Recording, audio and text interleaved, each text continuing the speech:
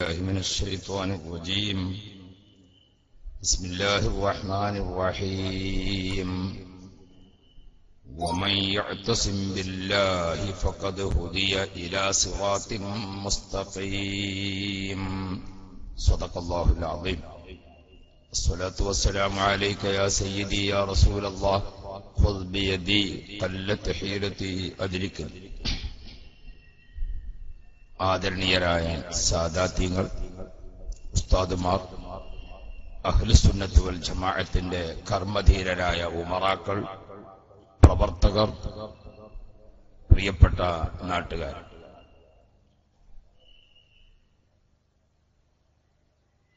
ആദർശ സമ്മേളനം നമ്മുടെ കേരളത്തിന്റെ വിവിധ ഭാഗങ്ങളിൽ നടക്കുന്നതിന്റെ ഭാഗമാണ് പാലക്കാട് ജില്ലയിലെ ചെറുപ്പളശ്ശേരിയിൽ ഇപ്പോൾ നാം ഒത്തുകൂടിയിട്ടുള്ളത്. കഴിഞ്ഞ പ്രസംഗങ്ങളിൽ കാര്യത്തിന്റെ ഗൗരവം നമുക്ക് ബോധ്യപ്പെട്ടിട്ടുണ്ട്. ഈ സമ്മേളനത്തിന്റെ മുഖ്യ പ്രഭാഷണത്തിന് ബഹുമാന്യരായ ഖമറുൽ ഉലമ കാന്തപുരം ഉസ്താദ് ഏതാനും മിനിറ്റുകൾക്കകം ഇവിടെ എത്താനിരിക്കുന്നു. അതിനു മുമ്പ് പ്രവർത്തകർ അറിയേണ്ട ഒന്ന് രണ്ട് കാര്യങ്ങൾ ഉണർത്തുകയാണ്. ലോകാലോകങ്ങളുടെ ഉടമസ്ഥൻ അല്ലാഹു മാത്രമാണ്. അല്ലാഹുവിനെ ഭയപ്പെടുക, അവനെ മാത്രം വഴിപ്പെടുക. അല്ലാഹുവിനെ ഭയപ്പെട്ടും വഴിപ്പെട്ടും ജീവിക്കുന്നവർക്ക് ഐഹികവും പാരത്രികവുമായ വിജയം അല്ലാഹു ചെയ്തിട്ടുണ്ട്. അല്ലാഹുവിനെ മുറുകെ പിടിക്കുക, അല്ലാഹുവിലെ വിശ്വാസം അചഞ്ചലമാവുക, എങ്കിൽ പിഴക്കാത്ത സ്വർഗവഴിയിൽ നിങ്ങളെ അല്ലാഹു ഉറപ്പിച്ചു നിർത്തുമെന്ന് ഖുർആൻ അസന്നിഗ്ധമായി പ്രഖ്യാപിച്ചിട്ടുണ്ട്. നമ്മുടെ ജീവിതത്തിൽ നമുക്ക് അല്ലാഹുവിലുള്ള വിശ്വാസവും ആ വിശ്വാസത്തിലുള്ള പാതയിൽ ഉറച്ചു നിൽക്കുകയും ചെയ്യാൻ നാം പൂർവികരുടെ ചരിത്രം അറിയണം, പഠിക്കണം, പാഠം ഉൾക്കൊള്ളണം. അതുകൊണ്ട് തന്നെയാണ് പൂർവികരുടെ ചരിത്രം പഠിക്കാൻ പ്രചോദനം കൂടുതൽ നൽകിക്കൊണ്ട് വിശുദ്ധ ഖുർആനിലെ 114 അധ്യായങ്ങളിൽ ഒരധ്യായത്തിന് പേര് തന്നെ സൂറത്തുൽ ഖസസ് എന്നാണ്. കഴിഞ്ഞകാല ചരിത്രങ്ങൾ പരതണം, പഠിക്കണം എന്ന് ഖുർആൻ നമ്മെ ഉണർത്തുന്നു. വിശുദ്ധ ഖുർആനിലെ 1000-ലധികം വരുന്ന ആയത്തുകൾ കഴിഞ്ഞകാല ചരിത്രം രേഖപ്പെടുത്തുകയാണ്. ചരിത്രത്തിൽ തുല്യതയില്ലാത്ത മഹൽ വ്യക്തിത്വങ്ങൾ ധാരാളം കഴിഞ്ഞുപോയിട്ടുണ്ട്. വിശുദ്ധ ഖുർആൻ അത്തരം മഹൽ വ്യക്തിത്വങ്ങളെക്കുറിച്ചൊക്കെ അധ്യായങ്ങൾ തന്നെ കൊടുത്തുകൊണ്ട് പരിചയപ്പെടുത്തുന്നും ഉണ്ട്. അപ്പോൾ പൂർവികരായിരിക്കുന്ന മഹാന്മാരുടെ ചരിത്രം അറിയുക, അവർ പഠിപ്പിച്ചിരിക്കുന്ന റൂട്ടിൽ സഞ്ചരിക്കുക. ഡോക്ടറെയും മരുന്നിനെയും വിശ്വാസമുണ്ടാകുമ്പോൾ മാത്രമേ രോഗിക്ക് ആശ്വാസവും സമാധാനവും ലഭിക്കുകയുള്ളൂ. ഡോക്ടറെ വിശ്വാസമുണ്ട്, മരുന്നിൽ വിശ്വാസമില്ല. അല്ലെങ്കിൽ മരുന്നിൽ വിശ്വാസമുണ്ട്, ഡോക്ടറെ വിശ്വാസമില്ല. ഇത് രണ്ടും രോഗിക്ക് സമാധാനം നൽകുകയില്ല. ഡോക്ടറെയും മരുന്നിനെയും ഒരുപോലെ വിശ്വാസമുണ്ടാകുമ്പോൾ മാത്രമേ രോഗിക്ക് സമാധാനം ലഭിക്കുകയുള്ളൂ. എന്നതുപോലെ നമുക്ക് നേതൃത്വം നൽകിക്കഴിഞ്ഞ മഹാരഥന്മാരായിരിക്കുന്ന ആളുകളും അവർ സഞ്ചരിക്കുന്ന റൂട്ടും അത് രണ്ടും പഠിച്ച് മനസ്സിലാക്കുമ്പോൾ മാത്രമേ സിറാത്തുൽ മുസ്തഖീമിൽ നമുക്ക് സ്ഥിരപ്രതിഷ്ഠ ലഭിക്കുകയുള്ളൂ. ഏതെങ്കിലും ഒന്ന് പിഴച്ചു പോയാൽ നമുക്ക് നഷ്ടം സംഭവിക്കും. വിശ്വാസമാണ് നമ്മുടെ അടിത്തറ. ഇന്നൽ ഈമാന ഉസ്സുൻ, വിശ്വാസമാണ് അടിത്തറ. വൽ അഅ്മാലു ബിനാഉ, നാം ചെയ്യുന്ന കർമ്മങ്ങളെല്ലാം ആ അടിത്തറയിൽ പടുത്തുയർത്തപ്പെടുന്ന ബിൽഡിങ്ങുകളാവണം. അതുകൊണ്ട് ആദ്യമായി നമ്മുടെ വിശ്വാസം നന്നാവുക. ആ വിശ്വാസത്തിന്റെ സംരക്ഷണം, വിശ്വാസത്തിന്റെ സുരക്ഷിതത്വം അത് നാം ഉറപ്പുവരുത്തി എത്രമാത്രം കർമ്മനിരതരാകുന്നുവോ അതനുസരിച്ച് നമുക്ക് വിജയമുണ്ടാകും. വിശ്വാസം നന്നായി നാം കർമ്മത്തിനിറങ്ങുമ്പോൾ നമ്മുടെ കർമ്മങ്ങളെല്ലാം ആരാധനയാണ്. ആരാധനകൾ ചെയ്യുമ്പോൾ അതിന് ചില ചിട്ടകളും മര്യാദകളുമൊക്കെ പാലിച്ചുകൊണ്ട് മാത്രമേ ആരാധന ചെയ്യാൻ പറ്റുകയുള്ളൂ. ആരാധനകളുടെ രാജാവ് നമുക്ക് നിസ്കാരമാണ്. ആ നിസ്കാരം നിർവഹിക്കുമ്പോൾ ഓർത്തു നോക്കൂ, നിങ്ങൾ വിശ്വാസത്തെ മുൻനിർത്തി ആരാധനയിലേക്ക് കടക്കുകയാണ്. അതുകൊണ്ടാണ് ആരാധനയുടെ രാജാവാകുന്ന നിസ്കാരം ലോകത്തിന്റെ എവിടെ വെച്ച് നിസ്കരിക്കുകയാണെങ്കിലും അത് കഅബ ശരീഫിലേക്ക് തിരിഞ്ഞുകൊണ്ട് മാത്രമേ പറ്റൂ. നട്ടപ്പാതിര സമയത്തായാലും നട്ടുച്ച നേരത്തായാലും സഹാറ മരുഭൂമിയിലായാലും ഹിമാലയത്തിന് മുകളിലായാലും പാതിരാവിന്റെ കൂരിരുട്ടിൽ ഒരു ചെറിയ ചെറ്റക്കുടിലിന്റെ ഇരുട്ടുമുറിയിലായാലും ആരാധന നിർവഹിക്കുമ്പോൾ അതിന്റെ രാജാവായിരിക്കുന്ന നിസ്കാരം, ആ നിസ്കാരം കഅബ ശരീഫിലേക്ക് തിരിഞ്ഞു നിസ്കരിക്കണം. അല്ലാഹ് എന്നൊരു ഉടമസ്ഥൻ ഉണ്ട്. ആ ഉടമസ്ഥന്റെ ആത്മീയ ഗേഹമുണ്ട്. ആ ആത്മീയ കേന്ദ്രത്തിലേക്ക് തിരിഞ്ഞുകൊണ്ട് അള്ളാഹുവിന് മുന്നിൽ അല്ലാഹു അക്ബർ എന്ന് തുടങ്ങുമ്പോൾ, പ്രിയപ്പെട്ട മുഅ്മിനുകളെ, ഇന്നൽ ഈമാന ഉസ്സുൻ, നമ്മുടെ വിശ്വാസത്തെ ഉറപ്പിച്ച് അതിനു മുകളിൽ ഫൗണ്ടേഷൻ 100% ഉറപ്പുവരുത്തി അതിനു മുകളിൽ ബിൽഡിങ്ങുകൾ കെട്ടുകയാണ് എന്നതുപോലെ ആരാധന നിർവഹിക്കുമ്പോൾ വിശ്വാസമാണ് ആദ്യം നന്നാവേണ്ടത്. കഅബ ശരീഫിലേക്ക് തിരിഞ്ഞു നിൽക്കുക വഴി നാം ഒരേ ഒരല്ലാഹ്, ലോകത്തെ എവിടെയുള്ള മുസൽമാനും അവന്റെ വിശ്വാസത്തിന്റെ അടിത്തറ അല്ലാഹ്, ആ അല്ലാഹുവിലേക്ക്, ആ അല്ലാഹുവിന്റെ ഭവനത്തിലേക്ക് നാം തിരിഞ്ഞു നിൽക്കുമ്പോൾ അല്ലാഹു അക്ബർ ചൊല്ലുകയാണ്. നമ്മുടെയും അള്ളാഹുവിന്റെയും ഇടക്ക് കഅബ ശരീഫ്, അത് ഈമാനിന്റെ ശിആറാണ്. അതിലേക്ക് തിരിഞ്ഞുകൊണ്ടാണ് നമ്മുടെ നിസ്കാരം. ആ നിസ്കാരത്തിന് വേണ്ടി നാം സഹോദരെ അനേർക്ക് മര്യാദയിൽപ്പെട്ടതാണ്. അതിനൊരു ലീഡറെ അംഗീകരിച്ചുകൊണ്ട് നിൽക്കുക, അതതിന്റെ ഏറ്റവും പ്രധാനപ്പെട്ട മര്യാദയാണ്. ലീഡറുടെ ഓർഡർ അനുസരിച്ച് നമ്മുടെ ആട്ടവും അനക്കവും ശ്രദ്ധിക്കുക.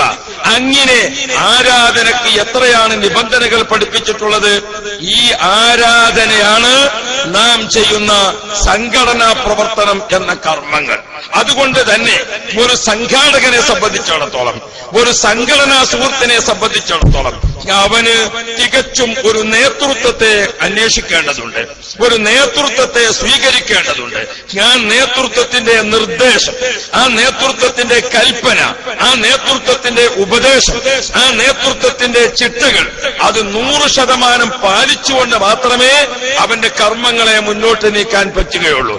ഇമാമ് ഒരു വഴിയിലും മഅ്മൂമ് മറ്റൊരു വഴിയിലും ആയാൽ പറ്റില്ല. ഒന്ന്. രണ്ടാമത്തത്, ഇമാമിനെ നിശ്ചയിക്കുമ്പോൾ അർഹതപ്പെട്ടവനെ നിശ്ചയിച്ചിരിക്കണം. വല്ല മാഫികളെയുമൊക്കെ ഇമാമാക്കി നിശ്ചയിച്ചാൽ ഇമാമ് വലല്ലാലൂൻ, അപ്പൊ മഅ്മൂമിങ്ങളൊക്കെ ആമൂൻ പറഞ്ഞു. ഈ രൂപത്തിൽ ഇമാമും മഅ്മൂമുമായാൽ അത് സംഘടനയാവുകയില്ല, അത് നേതൃത്വം ആവുകയില്ല. ഇന്ന് ചില ആളുകളെ നമുക്ക് അങ്ങനെയാണ് കാണാൻ സാധിക്കുന്നത്. ഞാൻ ഇതിലേക്ക് വരുന്നതിന് മുമ്പ് പ്രിയപ്പെട്ട കൂട്ടുകാരെ, നാം നമ്മുടെ ആരാധനയുടെ രാജാവാകുന്ന നിസ്കാരത്തെ കണ്ടില്ലേ? ആ നിസ്കാരത്തിന് വേണ്ടി നിൽക്കുമ്പോൾ ഇമാം അല്ലാഹു അക്ബർ ഓർഡർ ലഭിക്കുന്നതിന് മുമ്പ് മഅ്മൂമ് തുടങ്ങിക്കൂടാ എന്ന നിർബന്ധമുണ്ട്. ഇമാം ആ നിസ്കാരമാകുന്ന ആരാധനയിൽ പൂർണ്ണമായി എത്തി എന്ന് ഉറപ്പുവരുത്തി അദ്ദേഹം അല്ലാഹു അക്ബർ എന്ന് ഉറക്കെ ഉച്ചരിച്ച് നമുക്ക് അറിയിപ്പ് തരും. പിന്നെയാണ് അണികൾ തുടങ്ങേണ്ടത്. തുടങ്ങുമ്പോൾ ഇമാം എവിടേക്ക് തിരിഞ്ഞു നിൽക്കുന്നു, ഇമാമ് എന്ത് വിശ്വസിക്കുന്നു, ഇമാമ് ഏത് നിസ്കരിക്കുന്നു, ഇമാമ് ഏത് കർമ്മങ്ങൾ ചെയ്യുന്നു, അത് ഇമാമിനോട് ചുവട് പിടിച്ചുകൊണ്ട് പോകണം. അങ്ങനെ ചുവട് പിടിച്ചുകൊണ്ട് പോകുമ്പോൾ പ്രിയപ്പെട്ട സഹോദരങ്ങളെ, ഇമാമ് വലദ്ദാലീൻ, അപ്പൊ കണ്ട നിങ്ങൾ നിങ്ങളുടെ ആമീൻ മലക്കുകളുടെ ആമീനോട് ചേർന്ന് വരണമെന്ന് മുഹമ്മദ് റസൂലുള്ളാഹി. ഇമാമിനെ മലക്കുകൾ അംഗീകരിക്കുകയാണ്. പ്രിയപ്പെട്ട സഹോദരന്മാരെ, നമ്മുടെ വലഭാഗത്തും ഇടഭാഗത്തുമുള്ള മലക്കുകൾ, നിസ്കാരത്തിന് പ്രത്യേകം വന്ന മലക്കുകൾ, ഹഫളത്തിന്റെ മലക്കുകൾ, റഹ്മത്തിന്റെ മലക്കുകൾ, കിറാമൻ കാത്തിബീങ്ങളായ മലക്കുകൾ, ആ മലക്കുകൾ എല്ലാവരും ഒരുമിച്ച് ഇമാമിനൊപ്പം പറയുന്നു ആമീൻ. ഇമാമുകളൊക്കെ കൂട്ടുപ്രാർത്ഥനയിൽ ചേരുന്നവരാണ്. കാരണം മലക്കുകളെല്ലാം ആ കൂട്ടുപ്രാർത്ഥനയിൽ ചേരും. മലക്കുകളുടെ കൂട്ടത്തിൽ വഹാബികളില്ല, മലക്കുകളുടെ കൂട്ടത്തിൽ ജമാഅത്തെ ഇസ്ലാമിയില്ല, മലക്കുകളുടെ കൂട്ടത്തിൽ ഒരു ബിദ്അത്തുകാരനില്ല, മലക്കുകളുടെ കൂട്ടത്തിൽ ഒരു കളത്തരീക്കത്തുകാരനില്ല, മലക്കുകളുടെ കൂട്ടത്തിൽ ഒറ്റ ഖാദിയാനിയുമില്ല. അതുകൊണ്ട് ഇമാമു വലദ്ദാലീൻ മുഴുവൻ മലക്കുകളും ആമീൻ. Well studied members. ഇമാമു വലദ്ദാലീൻ എന്ന് പറഞ്ഞാൽ ഒരു അര സെക്കൻഡ്, ഒരു മൈക്രോ സെക്കൻഡ് ഇമാമ് ആ എന്ന് തുടങ്ങുമ്പോൾ മഅ്മൂമീങ്ങളായ മെമ്പേഴ്സ് ഒരുമിച്ച് ആരാധനയുടെ രാജാവാകുന്ന നിസ്കാരം നമുക്ക് നൽകുന്ന ഈ ചിട്ട സംഘടനാ പ്രവർത്തകരെ നാം പഠിക്കണം, നാം അറിയണം. നമുക്കൊരു നേതൃത്വമുണ്ട്. ആ നേതൃത്വത്തെയാണ് നേരത്തെ നാം കേട്ടത് താജുൽ ഉലമാ എന്ന നേതൃത്വം, ഖമറുൽ ഉലമാ എന്ന നേതൃത്വം. ആ നേതൃത്വം അവരുടെ നേതൃത്വം സ്വീകരിച്ചുകൊണ്ടല്ലാതെ നമുക്കൊരാട്ടമില്ല, നമുക്കൊരനക്കമില്ല, നമുക്കൊരു പ്രവർത്തനവുമില്ല. അവരെങ്ങാനും അവരുടെ നേതൃത്വത്തിൽ നാം പ്രവർത്തിക്കുമ്പോൾ നിങ്ങൾ അനങ്ങരുത് എന്ന് പറയുന്നത് കൊണ്ട് നാം ക്ഷമിക്കുകയാണ്. അല്ലെങ്കിൽ നമ്മെ ആക്രമിക്കാൻ വന്നവർക്ക് പലിശ സഹിതം തിരിച്ചടിക്കാൻ ഞങ്ങൾ ആൺകുട്ടികളാണ്. പക്ഷേ ഇസ്ലാം സമാധാനത്തിന്റെ മതമാണ്. ഇസ്ലാം ശാന്തിയുടെ മതമാണ്. ഇസ്ലാം അത് അല്ലാഹു സുബ്ഹാനഹു വ തആല അവന്റെ തൃപ്തിപ്പെട്ട അടിമകൾക്ക് മാത്രം കനിഞ്ഞേകിയ മതമാണ്. എല്ലാവർക്കും അത് കൊടുത്തിട്ടില്ല. അത് അല്ലാഹു ഇഷ്ടപ്പെട്ടവർക്ക് മാത്രം കനിഞ്ഞേകിയ മതമാണ്. ഇസ്ലാം സമാധാനമാണ്. ആ ഇസ്ലാം എന്നത് നമുക്ക് നൽകിയ ഉടമസ്ഥനായ അള്ളാഹുവിന്റെ നാമം തന്നെ അസ്സലാം, സമാധാനത്തിന്റെ ദാതാവ് എന്നാണ്. ആ സമാധാനത്തിന്റെ ദാതാവ് നമുക്ക് നൽകിയിരിക്കുന്ന മതം ഇസ്ലാം. സമാധാനത്തിന്റെ, അനുസരണത്തിന്റെ, അച്ചടക്കത്തിന്റെ, അതാണ് ഇസ്ലാം. ആ ഇസ്ലാം അനുസരിച്ചുകൊണ്ട് ജീവിച്ചിരിക്കുന്ന ആളുകൾ അവർക്ക് നാളെ പാരത്രിക ലോകത്ത് വരുമ്പോൾ അല്ലാഹു തആല സമ്മാനിക്കുന്ന ആ സ്വർഗീയ ഭവനത്തിന് അല്ലാഹു തആല തന്നെ നാമകരണം ചെയ്തിരിക്കുന്നത് ദാറുസ്സലാം, സമാധാനത്തിന്റെ വീട് എന്നാണ്, സമാധാന ഗേഹമെന്നാണ്. അത് എപ്പോഴും നാം പരസ്പരം ഓർക്കാനാണ്. നാം തമ്മിൽ കണ്ടുമുട്ടുമ്പോൾ അസ്സലാമു അലൈക്കും, സമാധാനമുണ്ടാവട്ടെ, അലൈക്കുമുസ്സലാം, ശാന്തി ലഭിക്കട്ടെ എന്ന് മുസ്ലിംകളുടെ അഭിവാദ്യമായി അല്ലാഹു സുബ്ഹാനഹു വ തആല പഠിപ്പിച്ചിരിക്കുന്നത്. ഈ സമാധാന പ്രേമികൾ, ഈ സമാധാനത്തിന്റെ ആശയക്കാരായ നമുക്ക് കണ്ടോ, നിങ്ങൾ നേരത്തെ മരാമങ്ങൾ ഉസ്താദ് ഓർമ്മപ്പെടുത്തിയല്ലോ, ഹാബീൽ കാബീൽ സംഭവത്തിൽ ഒരാൾ അക്രമിയായി വാളോങ്ങി വന്നപ്പോൾ മറ്റേയാൾ പറഞ്ഞത് എന്താണ്?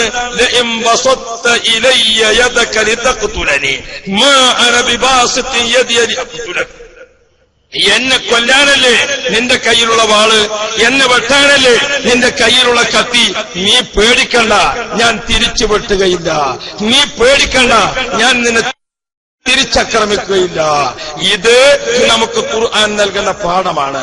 പ്രിയപ്പെട്ട സഹോദരന്മാരെ, നമ്മുടെ കുഞ്ഞംസുവിനെയും നമ്മുടെ നൂറുദ്ദീനെയും നമ്മുടെ എളങ്കൂരിലെ അബുക്കയെയും ഒക്കെ വെട്ടിക്കൊലപ്പെടുത്തിയിരിക്കുന്ന സമയത്ത് പ്രിയപ്പെട്ട സഹോദരന്മാരെ, അവരെ പോലെ മാംസവും മജ്ജയും രക്തവും കുടുംബവും എല്ലാം ഉള്ളവർ തന്നെയാണ് നമ്മൾ. പക്ഷേ നമുക്ക്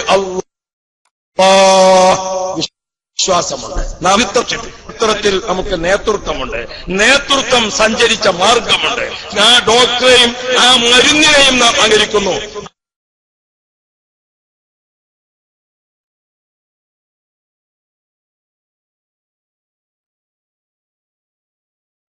അതുകൊണ്ടാണ് നാം നമ്മുടെ സ്വയഷ്ടപ്രകാരമുള്ള വികാരത്തിനേക്കാൾ മൂർച്ചയുള്ള, ഇരുതര മൂർച്ചയുള്ള നാക്കുള്ള പ്രവർത്തകന്മാർ ഞങ്ങളുടെ കൂടെയുണ്ട്. ആ നാക്ക് ഞങ്ങൾ ഉപയോഗപ്പെടുത്തി ഫറോവ ചക്രവർത്തിയുടെ മുമ്പിൽ മൂസാ നബി അലൈഹിസ്സലാമിനെ അയക്കുമ്പോൾ, ഹാറൂൻ നബി അലൈഹിസ്സലാമിനെ അയക്കുമ്പോൾ അള്ളാഹുവിന്റെ ഖുർആൻ വാള് കൊടുത്തല്ല അള്ളാഹു തആല പറഞ്ഞയച്ചത്, കുന്തം കൊടുത്തുകൊണ്ടല്ല പറഞ്ഞയച്ചത്, അതുപോലെ തന്നെ ഒരുപാട് ആയുധങ്ങൾ കൊടുത്തല്ല പറഞ്ഞയച്ചത്, ഒരാൾ ചട്ടമ്പികൾ കൊടുത്തുകൊണ്ടല്ല പറഞ്ഞയച്ചത്. മറിച്ച് മൂസാ നബിയെ, ഹാറൂൻ നബിയെ, നിങ്ങൾ അവരുടെ മുമ്പിൽ പോയി പറയുന്ന വാഗ്വാരണികൾ, മധുരമുള്ള വാക്കുകൾ പറയുക. ആ മധുരമുള്ള വാഗ്വാരണികൾക്ക് മുമ്പിൽ താനെ താഴെ വെക്കണം. അങ്ങനെ ആയുധധാരികളായി നിങ്ങളെ ആക്രമിക്കാൻ വന്നവർ നിങ്ങളെ മധുരമുള്ള ആശയത്തിന് മുമ്പിൽ കീഴടങ്ങി അവർ നിങ്ങളുടെ അനുയായികളാകണം നബിയെ എന്ന് പഠിപ്പിച്ചുകൊണ്ടാണ് മൂസ നബി അലൈഹി ഇസ്ലാമിനെ അള്ളാഹു നിശ്ചയിച്ചതെങ്കിൽ, ഹാറൂൻ നബി അലൈഹി ഇസ്ലാമിനെ നിശ്ചയിച്ചതെങ്കിൽ ചരിത്രം പഠിക്കണമെന്ന് പറഞ്ഞത് വെറുതെയല്ല, ചരിത്രത്തിന്റെ മാർഗങ്ങൾ അറിയണമെന്ന് പറഞ്ഞത് വെറുതെയല്ല. ചരിത്രത്തിലേക്ക് വരിക, നമുക്ക് ഒരുപാടുണ്ട് പ്രിയപ്പെട്ട സഹോദരന്മാരെ. ആ ചരിത്രം നമ്മെ ഓർമ്മപ്പെടുത്തുന്നു, ഓരോ കാലഘട്ടത്തിലും പണ്ഡിത നേതൃത്വം ഉണ്ടാകും. അമ്പിയാക്കൾക്ക് ശേഷം നമ്മുടെ രാജ്യത്ത് സമാധാനത്തിന്റെ മതം പഠിപ്പിക്കാനുള്ളത്, സമാധാനത്തിന്റെ ആശയത്തിന് നേതൃത്വം നൽകാൻ അള്ളാഹുവിന്റെ നബി മുഹമ്മദ് മുസ്തഫ നബി സല്ലല്ലാഹു അലൈഹി വസല്ലമ തങ്ങൾ ഏൽപ്പിച്ചു പോയത് ആരെയാണ്? അമ്പിയാക്കളെയാണ്.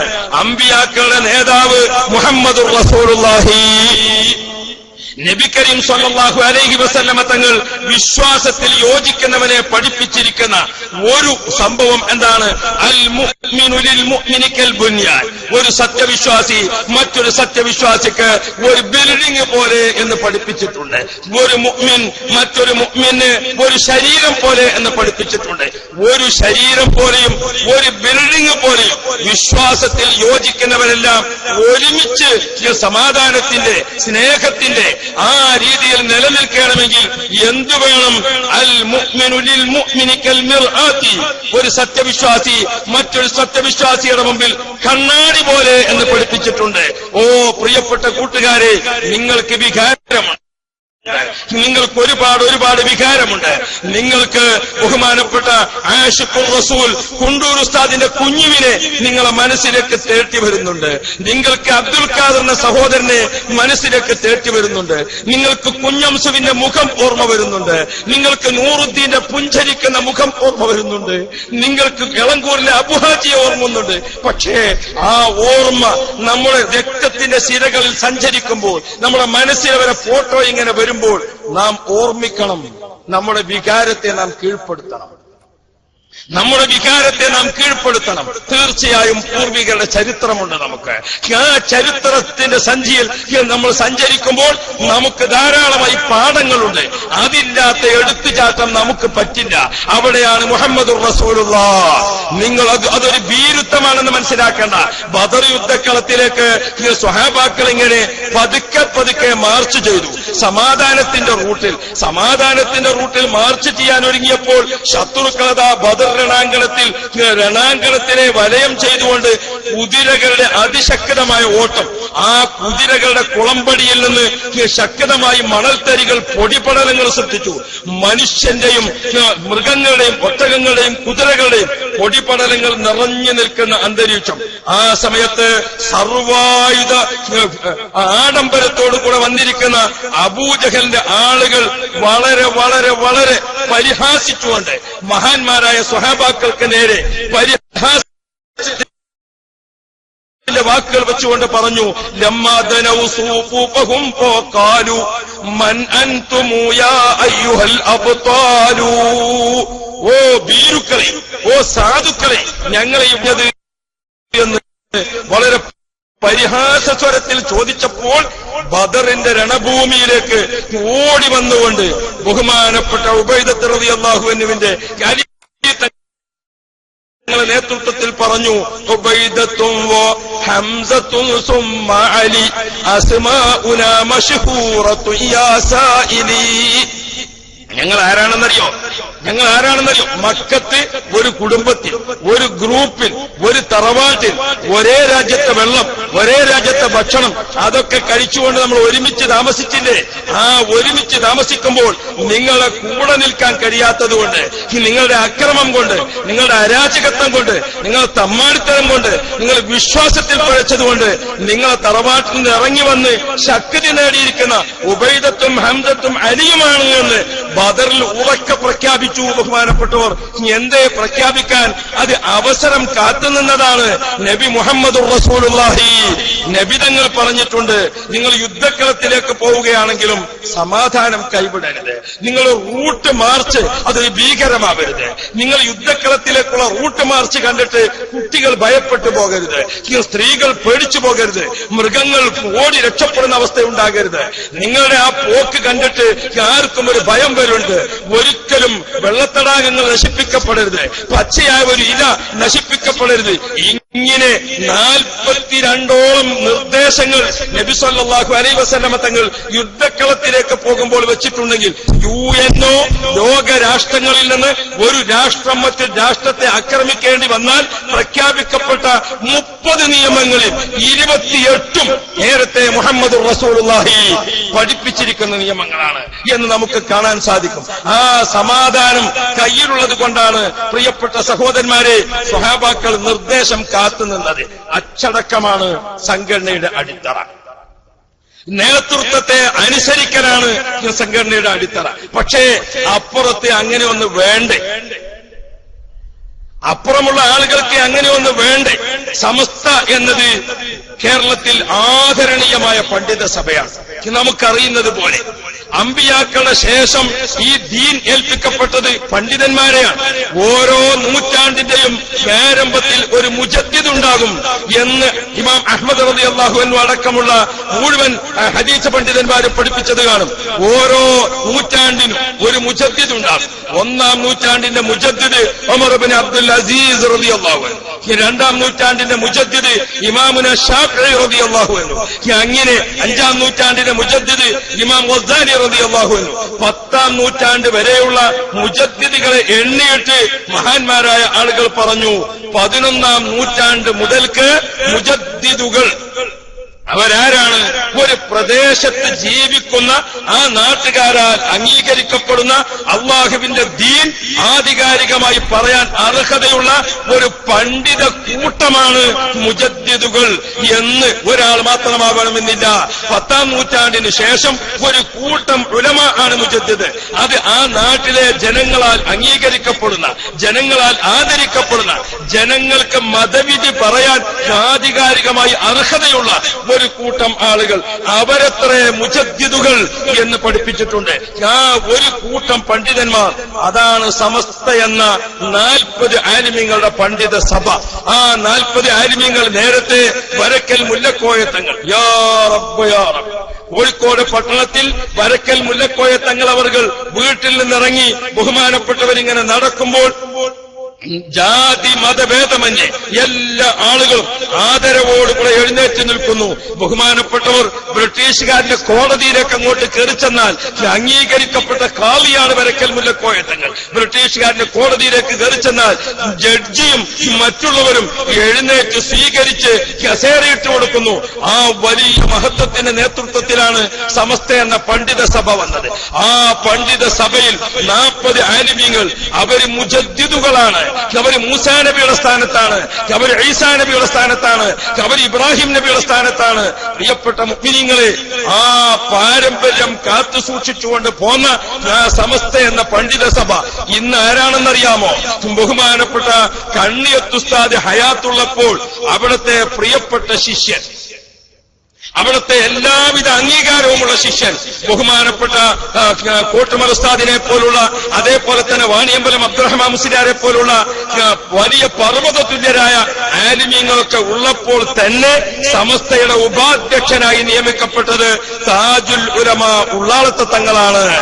നമുക്കറിയാമല്ലോ, ഇന്ന് പ്രിയപ്പെട്ട സഹോദരന്മാരെ, ഖമരിയ വർഷപ്രകാരം, ഹിജ്റ വർഷപ്രകാരം 98 വയസ്സ് എത്തി നിൽക്കുന്ന മഹാൻ നമുക്കറിയാം. ബഹുമാനപ്പെട്ട താജുൽ ഉലമ തങ്ങൾ ഏറ്റവും വലിയ സയ്യിദാണ്, ആലിമാണ്, ഖാളിയാണ്, മുദർരിസാണ്, 18 ത്വരീഖത്തിന്റെ ശൈഖാണ്. 40 തവണ നമ്മുടെ മലബാറിൽ നിന്ന്, നമ്മുടെ കേരളത്തിൽ നിന്ന് മക്കത്തുൽ മുക്കറമയിലേക്കും മദീന മുനവ്വറയിലേക്കും പോകാൻ പ്രിയപ്പെട്ട സഹോദരന്മാരെ 40 തവണ കഅബ ശരീഫിലും മദീന മുനവ്വറയിലും പോകാൻ ഭാഗ്യം ലഭിച്ചിരിക്കുന്ന ഒരു മഹൽ വ്യക്തിത്വം, അത് താജുൽ ഉലമ, താജുൽ ഉലമ തങ്ങളാണ്.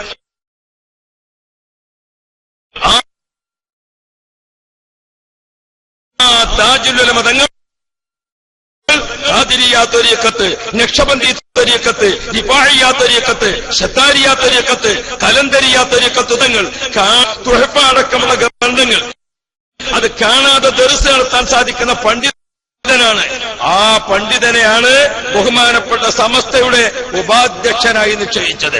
ബഹുമാനപ്പെട്ട കണ്ണിയത്ത് ഉസ്താദ് വഫാത്തായപ്പോൾ അധ്യക്ഷനായി ഇപ്പോൾ സമസ്തക്ക് ഒരു പ്രസിഡന്റേ ഉള്ളൂ. ആ പ്രസിഡന്റ് താജുൽ ഉലമ ബഹുമാനപ്പെട്ട താജുൽ ഉലമ ഉള്ളാൾ തങ്ങൾ അവർകളാണ്. അള്ളാഹു ദീർഘായുസ് നൽകുമാറാവട്ടെ, അള്ളാഹു ആഫിയത്ത് നൽകുമാറാവട്ടെ. ഈ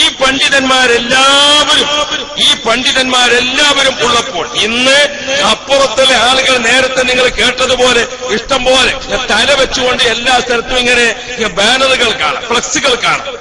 സുബ്ഹാനല്ലാഹ്, ഫ്ലക്സുകളിൽ മാത്രം ശംസുൽ ഉലമയെ പരിചയപ്പെട്ടിരിക്കുന്ന ആളുകളുണ്ട്. ഈ അലി ഉസ്താദിനെ പോലുള്ള ആളുകൾ ശംസുൽ ഉലമയുടെ പാണ്ഡിത്യത്തെ 100% ബോധ്യപ്പെട്ട് അവിടുത്തെ ശിഷ്യത്വം സ്വീകരിച്ച് ഓതിപ്പടിച്ചിരിക്കുന്ന മഹാന്മാരാണ്. ആ മഹാന്മാർ കാണിച്ചു തന്ന റൂട്ടിൽ ഇപ്പോഴും സഞ്ചരിക്കുന്നവരാണ്. ഇപ്പോഴത്തെ പുതിയ തലമുറയിലെ കുട്ടികൾ ബഹുമാനപ്പെട്ട ശംസുൽ ഉലമയെ കണ്ടു. എവിടെ നിന്ന് കണ്ടു? മാലിന്യ കൂമ്പാരത്തിൽ നിന്ന് ഒരു ഫ്ലക്സ് കിട്ടിയപ്പോൾ അതിലുണ്ട് ചളി പിടിച്ചു കിടക്കുന്ന ശംസുൽ ഉലമ. ഈ ശംസുൽ ഉലമക്ക് ഈ അവസ്ഥ എത്തിച്ചതാണോ ശംസുൽ ഉലമയോടുള്ള സ്നേഹം? ഇതാണോ നിങ്ങളുടെ സമസ്തയുടെ പ്രേമം? ഇതാണോ നിങ്ങളുടെ ദീനിയായ പ്രവർത്തനം? ഇന്നത്തെ പുതിയ തലമുറയിലെ ആളുകൾ ശംസുൽ ഉലമയെ കണ്ടത് മാലിന്യ കൂമ്പാരത്തിലാണ്. അവർ കണ്ണിയത്ത് ഉസ്താദിനെ കണ്ടത്, അവര് മറ്റു പല സമസ്തയുടെ ആലിമീങ്ങളെയും കണ്ടത് മാലിന്യ കൂമ്പാരത്തിൽ കിടക്കുന്നതാണ്. പ്രിയപ്പെട്ട സഹോദരന്മാരെ, ഇത് നിങ്ങൾക്ക് എവിടെ നിന്ന് കിട്ടിയ ദീനാണ് എന്ന് നേരത്തെ ചോദിച്ചത് അതാണ്. ഇരിക്കട്ടെ, ഞാൻ പറഞ്ഞു വന്നത് ശംസുൽ ഉലമയും ബഹുമാനപ്പെട്ട സദഖത്തുള്ള ഉസ്താദും അതുപോലെ തുടങ്ങിയ മഹാരഥന്മാരെല്ലാം ഉള്ളപ്പോൾ സമസ്തയെ ചലനാത്മകമാക്കാൻ, ആലിമീങ്ങളുടെ തീരുമാനത്തെ പൊതുജനങ്ങളിൽ എത്തിക്കാൻ, ആലിമീങ്ങളുടെ തീരുമാനത്തെ വിദ്യാസമ്പന്നർക്ക് മലയാള ഭാഷയിൽ വ്യക്തമായി പ്രസംഗിച്ച് പഠിപ്പിച്ചു കൊടുക്കാൻ, അന്ന് ലേഖനങ്ങൾ എഴുതാൻ ആധികാരികമായി സുന്നത്തും ബിദ്അത്തും ഔലിയാക്കളും കറാമത്തും തവസ്സുലും ഇസ്തിഗാസയും സ്ത്രീകളും ജുമുഅ ജമാഅത്തും ഖുതുബയും ഭാഷയും എന്നിങ്ങനെ തുടങ്ങി ആലിമീങ്ങൾ അഖീദയുമായി ബന്ധപ്പെട്ടുകൊണ്ട് ചർച്ച ചെയ്യുന്ന വിഷയങ്ങൾ സാധാരണക്കാർക്ക് സ്ഫടികസ്ഫുട സമാനമായി അത് മനസ്സിലാക്കി കൊടുക്കാൻ ബഹുമാനപ്പെട്ട സഹോദരന്മാരെ അന്നത്തെ 40 ആലിമീങ്ങൾ ഒരുമിച്ച് തീരുമാനിച്ചുകൊണ്ടാണ് ബഹുമാനപ്പെട്ട കാന്തപുരം ഉസ്താദ് സമസ്തയിലേക്ക് കയറി വരുന്നത്. ബഹുമാനപ്പെട്ടവർ ഓടിളക്കി മുകൾ ഭാഗത്ത് നിന്ന് കയറി വന്നതല്ല.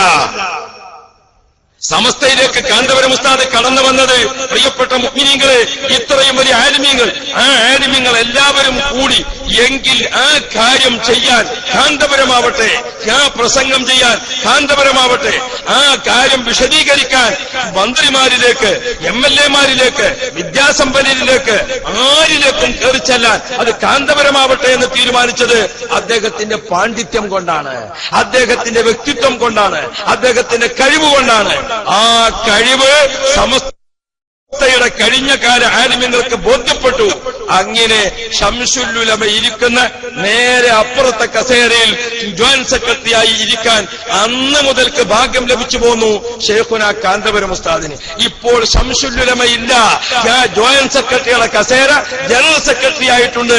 ഇപ്പൊ സമസ്തക്ക് ഒരൊറ്റ സെക്രട്ടറിയേ ഉള്ളൂ, അത് ഖമറുൽ ഉലമ. അപ്പുറത്തിരിക്കുന്ന ആളുകളോട് ഞങ്ങൾ പല പ്രാവശ്യം ചോദിച്ചു, നിങ്ങളുടെ സമസ്തയുടെ 40 ആലിമീങ്ങളുടെ പേരൊന്ന് പ്രസിദ്ധീകരിക്കാമോ എന്ന്. 40 ആലിമീങ്ങളുടെ പേരൊന്ന് പ്രസിദ്ധീകരിക്കാമോ എന്ന് നമ്മൾ പല പ്രാവശ്യം ചോദിച്ചു. ഇല്ല, ആലിമീങ്ങളില്ല പ്രിയപ്പെട്ട സഹോദരന്മാർ. അതുകൊണ്ട് തന്നെ നേതൃത്വം ഇല്ലാതെ പാണ്ഡിത്യമില്ലാത്ത സമസ്തയായി പ്രിയപ്പെട്ട സഹോദരന്മാരെ അപ്പുറത്തിരിക്കുന്ന സമസ്ത അധപ്പതിച്ചിട്ടുണ്ട്. ഈ അധപ്പതനം സമൂഹത്തെ എത്രമാത്രം ദൂരവ്യാപകമായ പ്രത്യാഘാതങ്ങളിലേക്ക് കൊണ്ടുപോകുമെന്നത് നാം ആലോചിക്കേണ്ടതാണ്. അല്ലാഹു കാത്തുരക്ഷിക്കുമാറാണ്. ആലിമീങ്ങളില്ല. പിന്നെ കാന്തപുരം ഉസ്താദ് എന്ന് പറഞ്ഞാൽ ഒരു വലിയ ദയുള്ള മനുഷ്യനാണ്, ഒരു വല്ലാത്ത ദയുള്ള മനുഷ്യനാണ്. സമസ്തയുടെ അപ്പുറത്തിരിക്കുന്ന ആളുകളെ കൂടെ കുറെയൊക്കെ കഴിവുള്ളവരും വേണ്ടപ്പെട്ടവരൊക്കെ ഉള്ള സമയത്ത് കാന്തപുരം ഉസ്താദ് എന്ത് ചെയ്തു? ശരി, സമൂഹത്തിൽ ഭിന്നിപ്പ് വേണ്ട, സമൂഹത്തിൽ കുഴപ്പം വേണ്ട, നമുക്ക് അവരുമായി മസ്ലഹത്തിന് ചർച്ച ചെയ്യാം. ശംസുലുലമയുള്ള കാലത്ത്, ബഹുമാനപ്പെട്ട മുഹമ്മദ് അലി ശിഹാബ് തങ്ങളുള്ള കാലത്ത്, അതുപോലെ തുടങ്ങിയ വലിയ വലിയ ആലികളൊക്കെ ഉള്ളപ്പോൾ തന്നെ മുഷാവറയ്ക്ക് അങ്ങോട്ടും ഇങ്ങോട്ടും യോജിച്ചു പോകാൻ മസ്ലഹത്തിന് വേണ്ടി പോയി നോക്കി. അന്ന് ചില കുബുദ്ധികൾ പ്രവർത്തിച്ചു, മസ്ലഹത്ത് നടന്നില്ല. ഇപ്പൊ നോക്കുമ്പോ ആരോടാ മസ്ലഹത്താകേണ്ടത്? ഇപ്പൊ മസ്ലഹത്താകാൻ ആള് വേണ്ട, അപ്പുറത്തെ ആലിമ്യങ്ങൾ വേണ്ടേ? ആലിമ്യങ്ങളില്ല. അപ്പൊ ബഹുമാനപ്പെട്ട AP ഉസ്താദിന്റെ ശിഷ്യന്മാര് എല്ലാ സ്ഥലത്തും പറന്ന് കിടക്കല്ലേ, നല്ല നല്ല വിവരമുള്ള ആളുകൾ. അപ്പൊ AP ഉസ്താദും വിചാരിച്ചു, ഇനിയിപ്പോ ഇവരേറ്റ് മസ്ലഹത്തിന് പോയിട്ട് ചർച്ചയ്ക്ക് അവസരമുള്ള ആളില്ല, എന്നാൽ ഈ സമൂഹം അതപ്പതിക്കുകയും ചെയ്യണ്ട. അതുകൊണ്ട് അവർക്കും എന്ത് ചെയ്യാം, ഉസ്താദിന്റെ ശിഷ്യന്മാരിൽ നിന്ന് ഒരു സക്കാഫിയെ ഓൽക്ക് കൊടുക്കാൻ തീരുമാനിച്ചു. മൂപ്പരുടെ ദയ അങ്ങനെയാണ്. എന്ത് കയ്യിലുണ്ടെങ്കിലും അത് കൊടുക്കുക എന്നുള്ളത് മൂപ്പർക്ക് ഒരു മടിയില്ലാത്ത സംഗതിയാണ്. എന്ത് കയ്യിലുണ്ടെങ്കിലും അത് ആർക്കാന്ന് വെച്ചാൽ കൊടുത്തുകൊണ്ടിരിക്കും. അങ്ങനെ ബഹുമാനപ്പെട്ടവരുടെ കയ്യിൽ 1,00,000 രൂപ പോക്കറ്റിലിട്ട് ഈ ബഹുമാനപ്പെട്ടവർ ഇങ്ങോട്ട് ഇറങ്ങിയാൽ അത് വീട് വെക്കുന്ന ആൾക്ക്, അത് കുട്ടിനെ കെട്ടിക്കുന്ന ആൾക്ക്, അത് മരുന്ന് വാങ്ങുന്ന ആൾക്ക് അങ്ങനെ അങ്ങ് കൊടുക്കും. ആ 1,00,000 തീർന്ന് നമ്മളാരെങ്കിലും ഒക്കെ അടുത്തുണ്ടെങ്കിൽ മൂപ്പരിങ്ങനെ നോക്കും, ഇനി ഒരു സാധു ബാക്കിയാണല്ലോ. അപ്പൊ അങ്ങനെ കയ്യിലുള്ളത് മുഴുവനും കൊടുക്കുന്നത്. അതെന്താണ്? അള്ളാഹു തആല നിഅമത്ത് ചെയ്തിരിക്കുന്നത് 2 വിധത്തിലാണ്. അത് എളുപ്പത്തിൽ മനസ്സിലാക്കാം. നമ്മുടെ നാടുകളിലൊക്കെ വളർത്തുന്ന ഒരു ജീവിയാണ് പട്ടി. പട്ടി പ്രസവിച്ചു കുട്ടികൾ ഇഷ്ടം പോലെ. പട്ടിക്ക് അള്ളാഹു തആല കൊടുത്തിരിക്കുന്ന പാലാണെങ്കിലോ ഹൗദും കരിയിൽ ടാപ്പ് വെച്ച മാതിരി വരി വരിയായിട്ട്. പക്ഷേ പട്ടിയുടെ പാല് പട്ടിക്കും പട്ടിന്റെ കുട്ടിക്കും മാത്രം. ഇതുപോലെ നിഅമത്ത് കൊടുത്തിരിക്കുന്ന ആളുകൾ അപ്പുറത്തിരിക്കുന്നുണ്ടാകും. എന്നാൽ നാം വളർത്തുന്ന മറ്റൊരു ജീവിയാണ് പശു. പശു പ്രസവിച്ചു നോക്കുമ്പോൾ ഇത്രയൊന്നും അതിന് സൗകര്യങ്ങളില്ല. ആകെ ഇങ്ങനെ തൂങ്ങിക്കിടക്കുന്ന നാലിലേ ഉള്ളൂ. സുബ്ഹാനല്ലാഹ്. ആ നാലെണ്ണത്തിൽ നിന്ന് പാല് ചുരത്തിയപ്പോൾ അത് ആർക്കെല്ലാമാണ്? നമ്പൂരിക്കും പറ്റും, നായർക്കും പറ്റും, ഡോക്ടർക്കും പറ്റും, രോഗിക്കും പറ്റും, അത് തങ്ങൾക്കും പറ്റും, മൊയ്യാർക്കും പറ്റും, അത് ഷെയ്ഖിനും പറ്റും, മുരീദിനും പറ്റും, അത് ഗുരുക്കൾക്കും പറ്റും, ശിഷ്യനും പറ്റും. ആർക്കാണ് ആ പശു പറ്റും? തൈരാക്കിക്കോളി, തൈര് പറ്റൂലേ, വെണ്ണയാക്കിക്കോളി.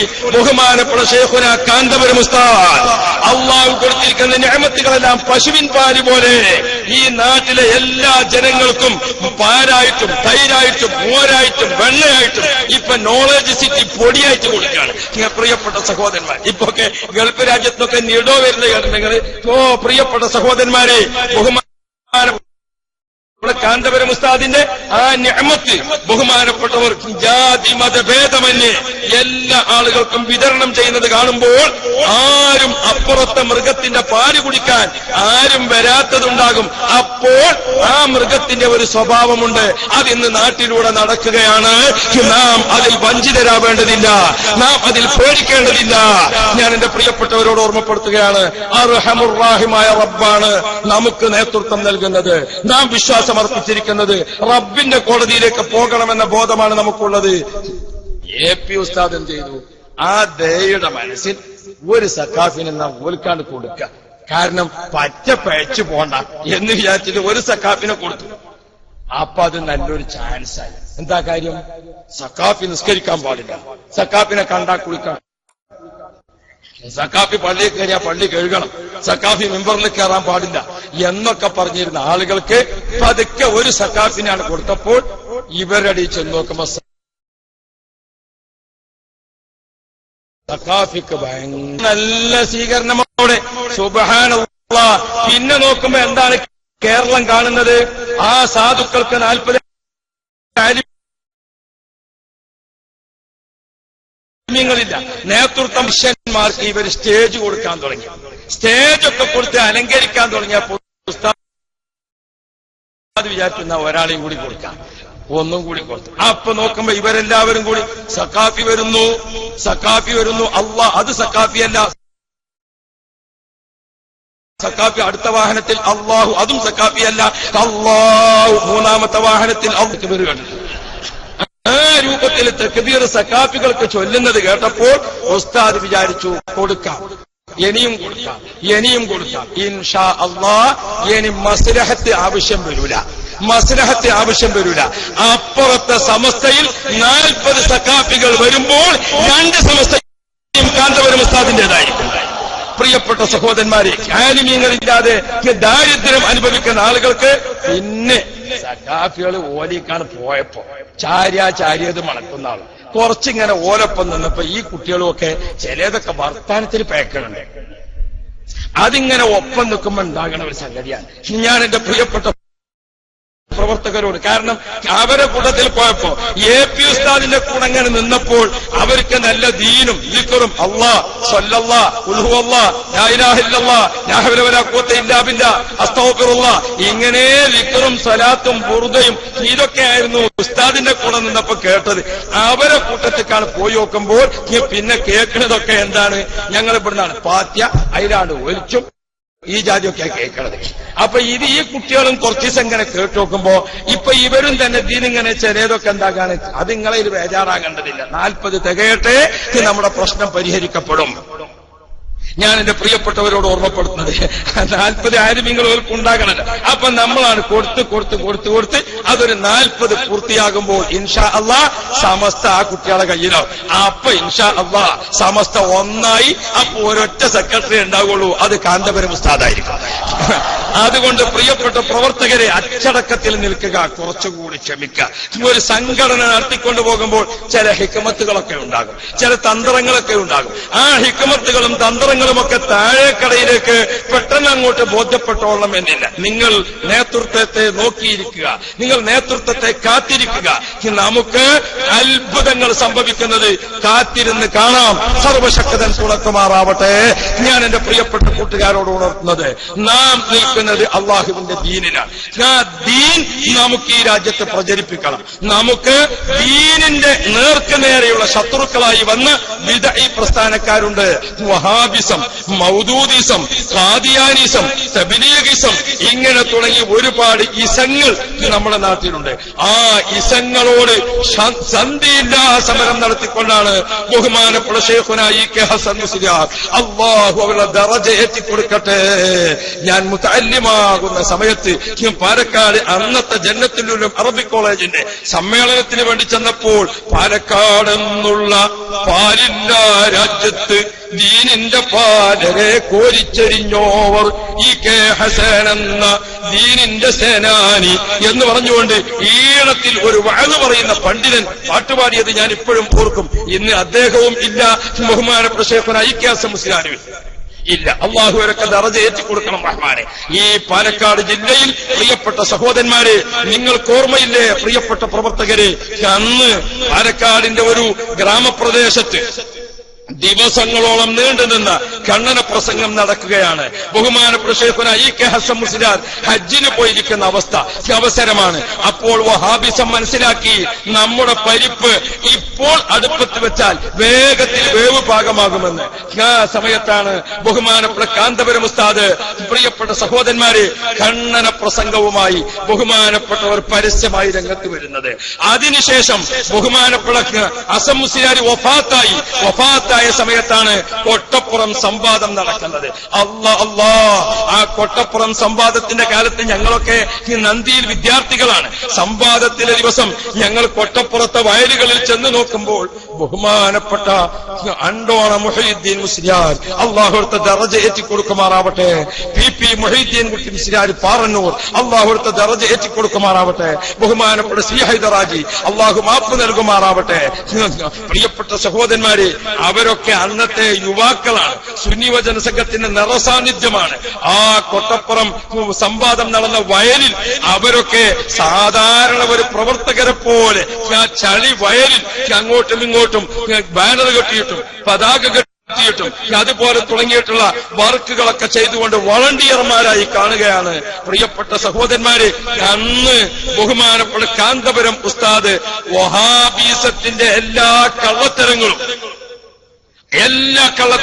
അക്കമിട്ട് മറുപടി പറഞ്ഞുകൊണ്ട് എന്റെ ഒന്നാമത്തെ ചോദ്യത്തിനും രണ്ടാമത്തെ ചോദ്യത്തിനും മൂന്നാമത്തെ ചോദ്യത്തിനും നാലാമത്തെ ചോദ്യത്തിനും അഞ്ചാമത്തെ ചോദ്യത്തിനും മറുപടിയില്ലെങ്കിലും ഞാൻ ആറാമത്തെ ചോദ്യം ചോദിക്കുന്നു എന്ന് പറഞ്ഞുകൊണ്ട് കാന്തപുരം ഉസ്താദിന്റെ ആ ചോദ്യാവലികൾ ഇങ്ങനെ തുടരെയായി ശത്രു സ്റ്റേജിലേക്ക് വരുമ്പോൾ പ്രിയപ്പെട്ട സഹോദരന്മാരെ, ശത്രുക്കൾ അമ്പരന്നു, അവർ വിറച്ചു. യഥാർത്ഥത്തിൽ അവരുടെ നാവ് വറ്റിപ്പോ, ശരിക്കും അവരുടെ അണ്ണാക്കിൽ വെള്ളം വറ്റിപ്പോയി, മറുപടി പറയാൻ കഴിയാതെ വന്നു. കൊട്ടപ്പുറം സംവാദത്തിൽ തീർത്തും വഹാബിസത്തിന് പരാജയം സംഭവിച്ചു. അന്ന് മുതൽ വഹാബികൾ പ്ലാനിട്ടതാണ് ഈ കാന്തപുരത്തെ അടക്കിയിരുത്തണം. അന്ന് ഔലിയാക്കൾ തീരുമാനിച്ചതാണ് ഈ കാന്തപുരത്തെ ഉയർത്തണം എന്നത്. പ്രിയപ്പെട്ട സഹോദരന്മാരെ, ബിദ്അത്തുകാർ കാന്തപുരത്തെ അടക്കിയിരുത്താനും അള്ളാഹുവിന്റെ ഔലിയാക്കള് ബഹുമാനപ്പെട്ട കാന്തപുരം ഉസ്താദിനെ ഉയർത്താൻ കാരണം എന്തുകൊണ്ട്? അള്ളാഹുവിന്റെ മഹാന്മാർക്കുള്ള ആദരവ് അത് വകവെച്ചു കൊടുക്കാനാണ് കാന്തപുരം ഉസ്താദ് പ്രസംഗിക്കുന്നത്. ബിദ്അത്തുകാരോ ഔലിയാക്കളെ നശിപ്പിക്കാനും അവരെ ഇകഴ്ത്താനുമാണ് പ്രസംഗിക്കുന്നത്. പ്രിയപ്പെട്ട മുഅ്മിനുകളെ, ഇപ്പോൾ കൊട്ടപ്പുറത്ത് നമ്മുടെ സംവാദത്തിന്റെ വാർഷികം നടന്നു, 30ാം വാർഷികം. ആ വാർഷികം നടന്നപ്പോൾ ബിദ്അഈ പ്രസ്ഥാനക്കാർക്ക് അന്നുണ്ടായ പരാജയങ്ങളെ അനുസ്മരിച്ചുകൊണ്ട് അതൊക്കെ നടന്നു. അവിടെ നേരെ പിറ്റേ ദിവസം മുജാഹിദുകൾ ഒരു സമ്മേളനം വെച്ചാൽ അത് നമുക്ക് മനസ്സിലാക്കാം. മുജാഹിദിന്റെ ഏത് ഗ്രൂപ്പ് വെച്ചാലും നമുക്ക് മനസ്സിലാക്കാം. അവിടെ പിന്നീട് മറുപടി സമ്മേളനം വെച്ചത് ആരാണ്? സമസ്ത എന്ന പേരിൽ ജീവിക്കുന്ന ആളുകളാണ്. പ്രിയപ്പെട്ട സഹോദരന്മാരെ, കൊട്ടപ്പുറത്ത് മുജാഹിദിനേറ്റ പരാജയത്തിൽ എല്ലാ അർത്ഥത്തിലും അതിന് നേതൃത്വം നൽകിയത് കാന്തപുരം ഉസ്താദാണെന്ന് അറിയാത്തവരില്ല. ആ സമ്മേളനത്തിൽ പ്രസംഗിക്കാൻ വന്നു. നേരത്തെ AP ഉസ്താദിനെ പറ്റി അറിയുന്ന, AP ഉസ്താദിനെ പറ്റി പഠിച്ച, AP ഉസ്താദിനെ കൊട്ടപ്പുറം സംവാദത്തിൽ ശരിക്കും മനസ്സിലാക്കിയ ഒരു ഫൈസി അദ്ദേഹം അതിൽ പ്രസംഗിച്ചിട്ട് പറഞ്ഞു, ആരെന്തൊക്കെ പറഞ്ഞാലും കൊട്ടപ്പുറത്തിന്റെ താരം അത് കാന്തപുരം തന്നെ. കൊട്ടപ്പുറത്ത് വഹാബികളെ ഉത്തരത്തിൽ മുട്ടിച്ചത് അത് കാന്തപുരം തന്നെ. കാന്തപുരത്തിന്റെ സവിശേഷമായ വ്യക്തിത്വവും അദ്ദേഹത്തിന്റെ പാണ്ഡിത്യവുമാണ് കൊട്ടപ്പുറം സംവാദത്തിന്റെ വിജയമെന്ന് അവരുടെ സ്റ്റേജിൽ വെച്ചുകൊണ്ട് പ്രസംഗം നടന്നു. പ്രിയപ്പെട്ട സഹോദരന്മാര്, ഇവിടെ നാം മനസ്സിലാക്കേണ്ടത് വഹാബികളല്ല ഇന്ന് നമ്മുടെ ആശയ ശത്രുക്കൾ. ഇപ്പോൾ അപ്പുറത്തിരിക്കുന്ന സമസ്ത ആശയത്തിന്റെ ശത്രുക്കളായി മാറിയിട്ടുണ്ട്. അവർ ആശയത്തിന്റെ ശത്രുക്കളായി മാറിയിട്ടുണ്ട്. പ്രിയപ്പെട്ട സഹോദരന്മാരെ, ഇസ്ലാം ദീൻ അത് നമുക്ക് സമാധാനത്തിന്റെ മതമായി അല്ലാഹു സുബ്ഹാനഹു വ തആല നൽകിയപ്പോൾ നോക്കൂ നിങ്ങൾ, വിവിധ സ്ഥലങ്ങളിൽ ആയുധങ്ങൾ എടുത്ത് രംഗത്ത് വരുന്നു. ഒരു മുഅ്മിനായ മനുഷ്യനെ മനഃപൂർവ്വം ഒളിച്ചിരുന്ന് എല്ലാവിധ സന്നാഹങ്ങളും നേരത്തെ ഒരുക്കി കൊല ചെയ്യുക. ഇതേത് സമസ്തന്റെ നിയമമാണ്? ഇത് ഏത് പണ്ഡിതന്മാര് പഠിപ്പിച്ചതാണ്? ഏത് ദീൻ പഠിപ്പിച്ചതാണ്? പ്രിയപ്പെട്ട സഹോദരന്മാരെ, ഞാൻ നേരത്തെ ഓർമ്മപ്പെടുത്തിയതുപോലെ തിരിച്ചടിക്കാൻ മരുന്നില്ലാഞ്ഞിട്ടല്ല. നാം താമസിക്കുന്നത് ഒരു ജനാധിപത്യ രാജ്യത്താണ്. ഇവിടുത്തെ നിയമത്തിന് വിധേയമായിക്കൊണ്ട് മാത്രമേ നമുക്ക് പ്രവർത്തിക്കാൻ പറ്റുകയുള്ളൂ. നാം ഈ രാജ്യത്ത് ജീവിക്കുമ്പോൾ ഇസ്ലാമിന്റെ ഏറ്റവും പ്രധാനപ്പെട്ട അടിത്തറ ഒന്ന് ഇബാദത്ത്, ആരാധനാ കാര്യങ്ങൾ. അതിന് നമുക്കിവിടെ 100% സ്വാതന്ത്ര്യമുണ്ട്. 2 മുആമലാത്ത്, സാമ്പത്തികമായും മറ്റുമുള്ള ഇടപാടുകൾ, അതിന് നമുക്ക് സ്വാതന്ത്ര്യമുണ്ട്. 4 മുനാക്കഹത്ത്, വൈവാഹിക ജീവിത രീതി, അത് സംരക്ഷിക്കാൻ നാം മെനക്കെടുമ്പോൾ നമുക്കത് പൂർത്തിയായി കിട്ടും. പ്രിയപ്പെട്ടവര്, 4ാമത്തേത് ജിനായാത്ത്, സിവിൽ ക്രിമിനൽ നടപടികളാണ്. ആ സിവിൽ ക്രിമിനൽ നടപടികൾ അതിലേക്ക് കടക്കാൻ, നിയമത്തിന്റെ റൂട്ടിലേക്ക് പോകാൻ, അല്ലാതെ നിയമം കയ്യിലെടുക്കാൻ രാജ്യത്തെ ഭരണഘടന അനുവദിക്കുന്നില്ല. 1. 2ാമത്തത്, നാം വിശ്വസിക്കുന്ന ദീൻ നമ്മെ ആലിമീങ്ങൾ പഠിപ്പിക്കുമ്പോൾ ഒരു ആലിമും നമുക്കതിന് സമ്മതം തരുന്നില്ല. അതുകൊണ്ടാണ് പ്രിയപ്പെട്ട മുഅ്മിനീങ്ങളെ, വികാരത്തിന് അടിമപ്പെട്ടുകൊണ്ട് പ്രവർത്തകരെ നാം എടുത്തു ചാടാത്തത്. പ്രിയപ്പെട്ട മുഹമ്മദുർ റസൂലുള്ളാഹ്, നബി കരീം സല്ലല്ലാഹു അലൈഹി വസല്ലമ, സത്യവിശ്വാസികൾക്ക് ഉണ്ടാകേണ്ട സ്വഭാവം, അവരുടെ ഗുണം, അവരുടെ പ്രത്യേകത, അതൊക്കെ ഇങ്ങനെ പഠിപ്പിച്ചുകൊണ്ട് പറഞ്ഞു, ഒരു മുഅ്മിൻ മറ്റൊരു മുഅ്മിന് ബിൽഡിംഗ് പോലെ, ഒരു മുഅ്മിൻ മറ്റൊരു മുഅ്മിന് ഒരു ശരീരം പോലെ, ഒരു മുഅ്മിൻ മറ്റൊരു മുഅ്മിന് മുമ്പിൽ കണ്ണാടി പോലെ. എന്താണ് കണ്ണാടി പോലെ എന്ന് പറഞ്ഞാൽ? നാം നമ്മുടെ വീട്ടിന്റെ ചുമരിൽ വെച്ചിരിക്കുന്ന കണ്ണാടി, ആ കണ്ണാടിയുടെ മുമ്പിലേക്ക് നാം ഈ സമ്മേളനത്തിന് വരാൻ ഒരുങ്ങുക. അപ്പൊ നമ്മൾ ഡ്രസ്സൊക്കെ മാറ്റി റെഡിയായി കണ്ണാടിയുടെ മുമ്പിൽ ഇങ്ങനെ പോയി നിന്നപ്പോൾ എന്താണ് കണ്ണാടിയുടെ സ്വഭാവം? കണ്ണാടി നമ്മെ നോക്കുന്നു, നാം കണ്ണാടിയിലേക്ക് നോക്കുന്നു. എന്താണ് കണ്ണാടി നമുക്ക് കാണിച്ചു തരുന്നത്? നമ്മുടെ ശരീരത്തിന്റെ ബാഹ്യമായ ഭാഗം. മാന്യന്മാർക്കിടയിൽ കൂടുമ്പോൾ നമ്മുടെ വസ്ത്രത്തിലോ നമ്മുടെ ശരീരത്തിലോ ബാഹ്യമായ എവിടെയെങ്കിലും വല്ല അഴിവുകളുണ്ടോ, വല്ല പോരായ്മകളുണ്ടോ, വല്ല മാലിന്യമുണ്ടോ? കണ്ണാടി നമുക്ക് അതാണ് കാണിച്ചു തരുന്നത്. ഒരു സത്യവിശ്വാസി മറ്റൊരു സത്യവിശ്വാസിയുടെ മുമ്പിൽ കണ്ണാടി പോലെ എന്ന് പറഞ്ഞാൽ, പ്രിയപ്പെട്ട മുഅ്മിനീങ്ങളെ, എന്താണത് പഠിപ്പിക്കുന്നത്? കണ്ണാടി നമുക്ക് കാണിച്ചു തരുന്നത് നമ്മുടെ ബാഹ്യമായ അത് മാത്രമാണ്. നമ്മുടെ തലപ്പാവിനുള്ളിൽ തൊപ്പിയുണ്ടോ, ആ തൊപ്പി പുതിയതാണോ പഴയതാണോ, അതിൽ വല്ല അഴുക്കുമുണ്ടോ, അത് കണ്ണാടിയുടെ നോട്ടത്തിൽപ്പെട്ടതല്ല. കണ്ണാടി നമ്മെ ബാഹ്യമായി നോക്കുന്നു എന്ന്. രണ്ടാമത്, ആ കണ്ണാടി നമുക്ക് നിശബ്ദമായി നമ്മുടെ അയ്ബ് കണ്ണാടി നമ്മെ ഉണർത്തുകയാണ്. എന്താണ്? കണ്ണാടിയിൽ നമ്മൾ ഇങ്ങനെ നോക്കി നിൽക്കുമ്പോൾ കണ്ണാടി നമുക്ക് കാണിച്ചു തന്നു, നിന്റെ താടി നന്നാക്കിയപ്പോൾ ഒരു ഭാഗത്തെ നന്നാക്കിയിട്ടുള്ളൂ, മറ്റേ ഭാഗം നന്നാക്കിയിട്ടില്ല എന്ന് കണ്ണാടി നമ്മുടെ മുമ്പിൽ കാണിച്ചു തരികയാണ്. എങ്ങനെയാണ് കണ്ണാടി കാണിച്ചു തരുന്നത്? നമ്മുടെ കുറവ്, നമ്മുടെ അയ്ബ് കണ്ണാടി നമുക്ക് കാണിച്ചു തരുന്നത് എങ്ങനെയാണ്? നിശബ്ദമായ രീതിയിലാണ് കണ്ണാടി നമുക്ക് കാണിച്ചു തരുന്നത്. നോക്കൂ നിങ്ങൾ, കണ്ണാടി നമുക്ക് കാണിച്ചു തന്നു നമ്മുടെ കുറവ്. ആ കുറവ് നമ്മെ ബോധ്യപ്പെടുത്തി. നാം ഒരു ഷേവിംഗ് സെറ്റുമായി നമ്മൾ കുളിമുറിയിലേക്ക് പോയി. നമ്മളങ്ങ് കുളിമുറിയിലേക്ക് പോയപ്പോൾ വേറെ ഒരാൾ കണ്ണാടിയുടെ ഭാഗത്ത് വന്നു. അയാൾ കണ്ണാടിയിലേക്ക് ഇങ്ങനെ നോക്കുമ്പോൾ കണ്ണാടിയുടെ സ്വഭാവം എന്താണ്? കണ്ണാടി അയാൾക്ക് അയാളെ കാണിച്ചു കൊടുക്കാൻ. ഇപ്പൊ ഒരു ചങ്ങാതി ഇവിടെ വന്ന് പോയിട്ടേ ഉള്ളൂ, ഓന്റെ മൂന്ത കണ്ട എന്ന് പറഞ്ഞിട്ട് ആദ്യം നോക്കി ആളെ കാണിച്ചു കൊടുക്കുന്ന ഒരാളുടെ അയ്ബ് മറ്റേയാളെ മുമ്പിൽ വെളിവാക്കുന്ന രീതിയല്ല കണ്ണാടി കാണിച്ചു കൊടുക്കുന്നത്. ഒരു സത്യവിശ്വാസി മറ്റൊരു സത്യവിശ്വാസിക്ക് എങ്ങനെയായിരിക്കണം? ഇതാണ് പ്രവാചകർ മുഹമ്മദ് റസൂലുള്ളാഹ്. ഇന്ന് അപ്പുറത്തിരിക്കുന്ന സമസ്തയുടെ തലപ്പാവ് ധരിച്ചിരിക്കുന്ന ആളുകൾ പോലും അവരെന്താ ചെയ്യുന്നത്? ഇല്ലാത്ത അയ്ബുകൾ, ഇല്ലാത്ത ആക്ഷേപങ്ങൾ അത് ഫ്ലക്സാക്കി വലിയ ബോർഡാക്കി നാൽക്കവലകളിലെല്ലാം അതിങ്ങനെ പ്രദർശിപ്പിക്കുകയാണ്. അതെഴുതി വച്ചിരിക്കുന്ന ചെറുപ്പക്കാരെ, അതിന് പണം കൊടുത്തിരിക്കുന്ന ആളുകളെ, അതിന് നേതൃത്വം നൽകിയിരിക്കുന്ന ആളുകളെ, നാളെ അള്ളാഹുവിന്റെ കോടതിയിൽ നിങ്ങൾ അതെല്ലാം തലയിൽ വെച്ചുകൊണ്ട് താങ്ങാനാവാത്ത ചുവടുമായി വരുന്ന ഒരു രംഗമുണ്ടെന്ന് ഓർത്തോ. തീർച്ചയായും അള്ളാഹുവിന്റെ കോടതിയിലേക്ക് നിങ്ങൾ ഇതൊക്കെ എടുത്തേറ്റി വരേണ്ടി വരും. പ്രിയപ്പെട്ട സഹോദരന്മാരെ, അതിനുവേണ്ടി പിതാക്കളോട് നിങ്ങൾ ഓർമ്മപ്പെടുന്നത്, ചോരത്തളപ്പുള്ള യുവാക്കൾ ഇത്തരം തെറ്റായ പ്രവൃത്തികൾ ചെയ്യുമ്പോൾ അതിന് ഉപദേശിക്കേണ്ട, അതിന് നിർദ്ദേശിക്കേണ്ട ആളുകൾ അതിന് പ്രചോദനമാണ് നൽകുന്നതെങ്കിൽ അവരെത്ര വലിയവരായാലും, അത് സയ്യിദായാലും, അത് മന്ത്രിയായാലും, അത് അല്ലാത്തവരായാലും, അവരെ ഞങ്ങൾ പല പ്രാവശ്യവും പഠിപ്പിച്ചിട്ടുണ്ട്. പാഠം പഠിക്കുന്നില്ലെങ്കിൽ ബുക്ക് മുഴുവനും വായിക്കേണ്ടി വരും. ഞാൻ ഓർമ്മപ്പെടുത്തുകയാണ്. തീർച്ചയായും. കാരണം ഈ രൂപത്തിൽ നാൽക്കവലകളിലെല്ലാം എത്രമാത്രമാണ്. ഞാൻ ഹദീസിന്റെ ബാക്കി പൂർത്തീകരിക്കട്ടെ.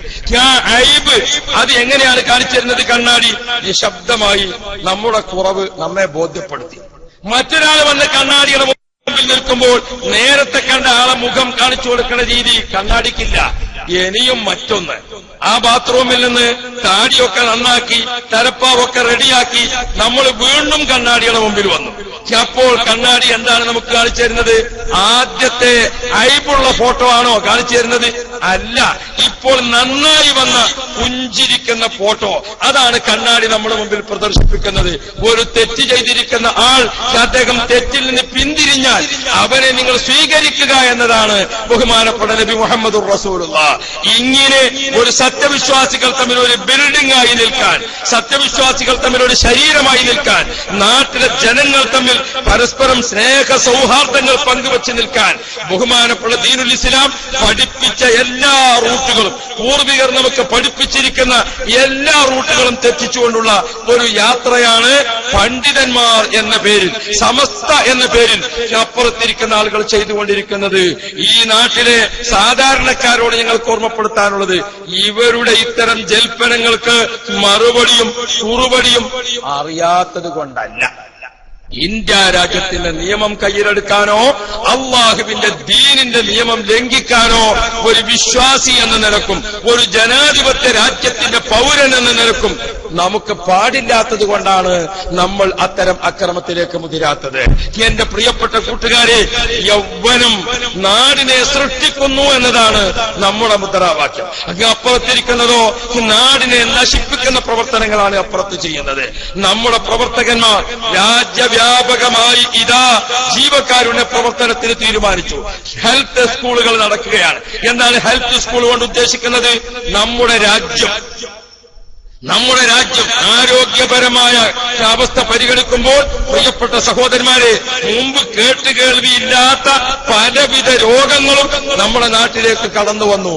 ചെറിയ മക്കൾ മുതൽ ഗർഭത്തിലിരിക്കുന്ന ശിശുക്കൾ മുതൽ അങ്ങോട്ട് എല്ലാ ആളുകളിലും രോഗം പിടികൂടി.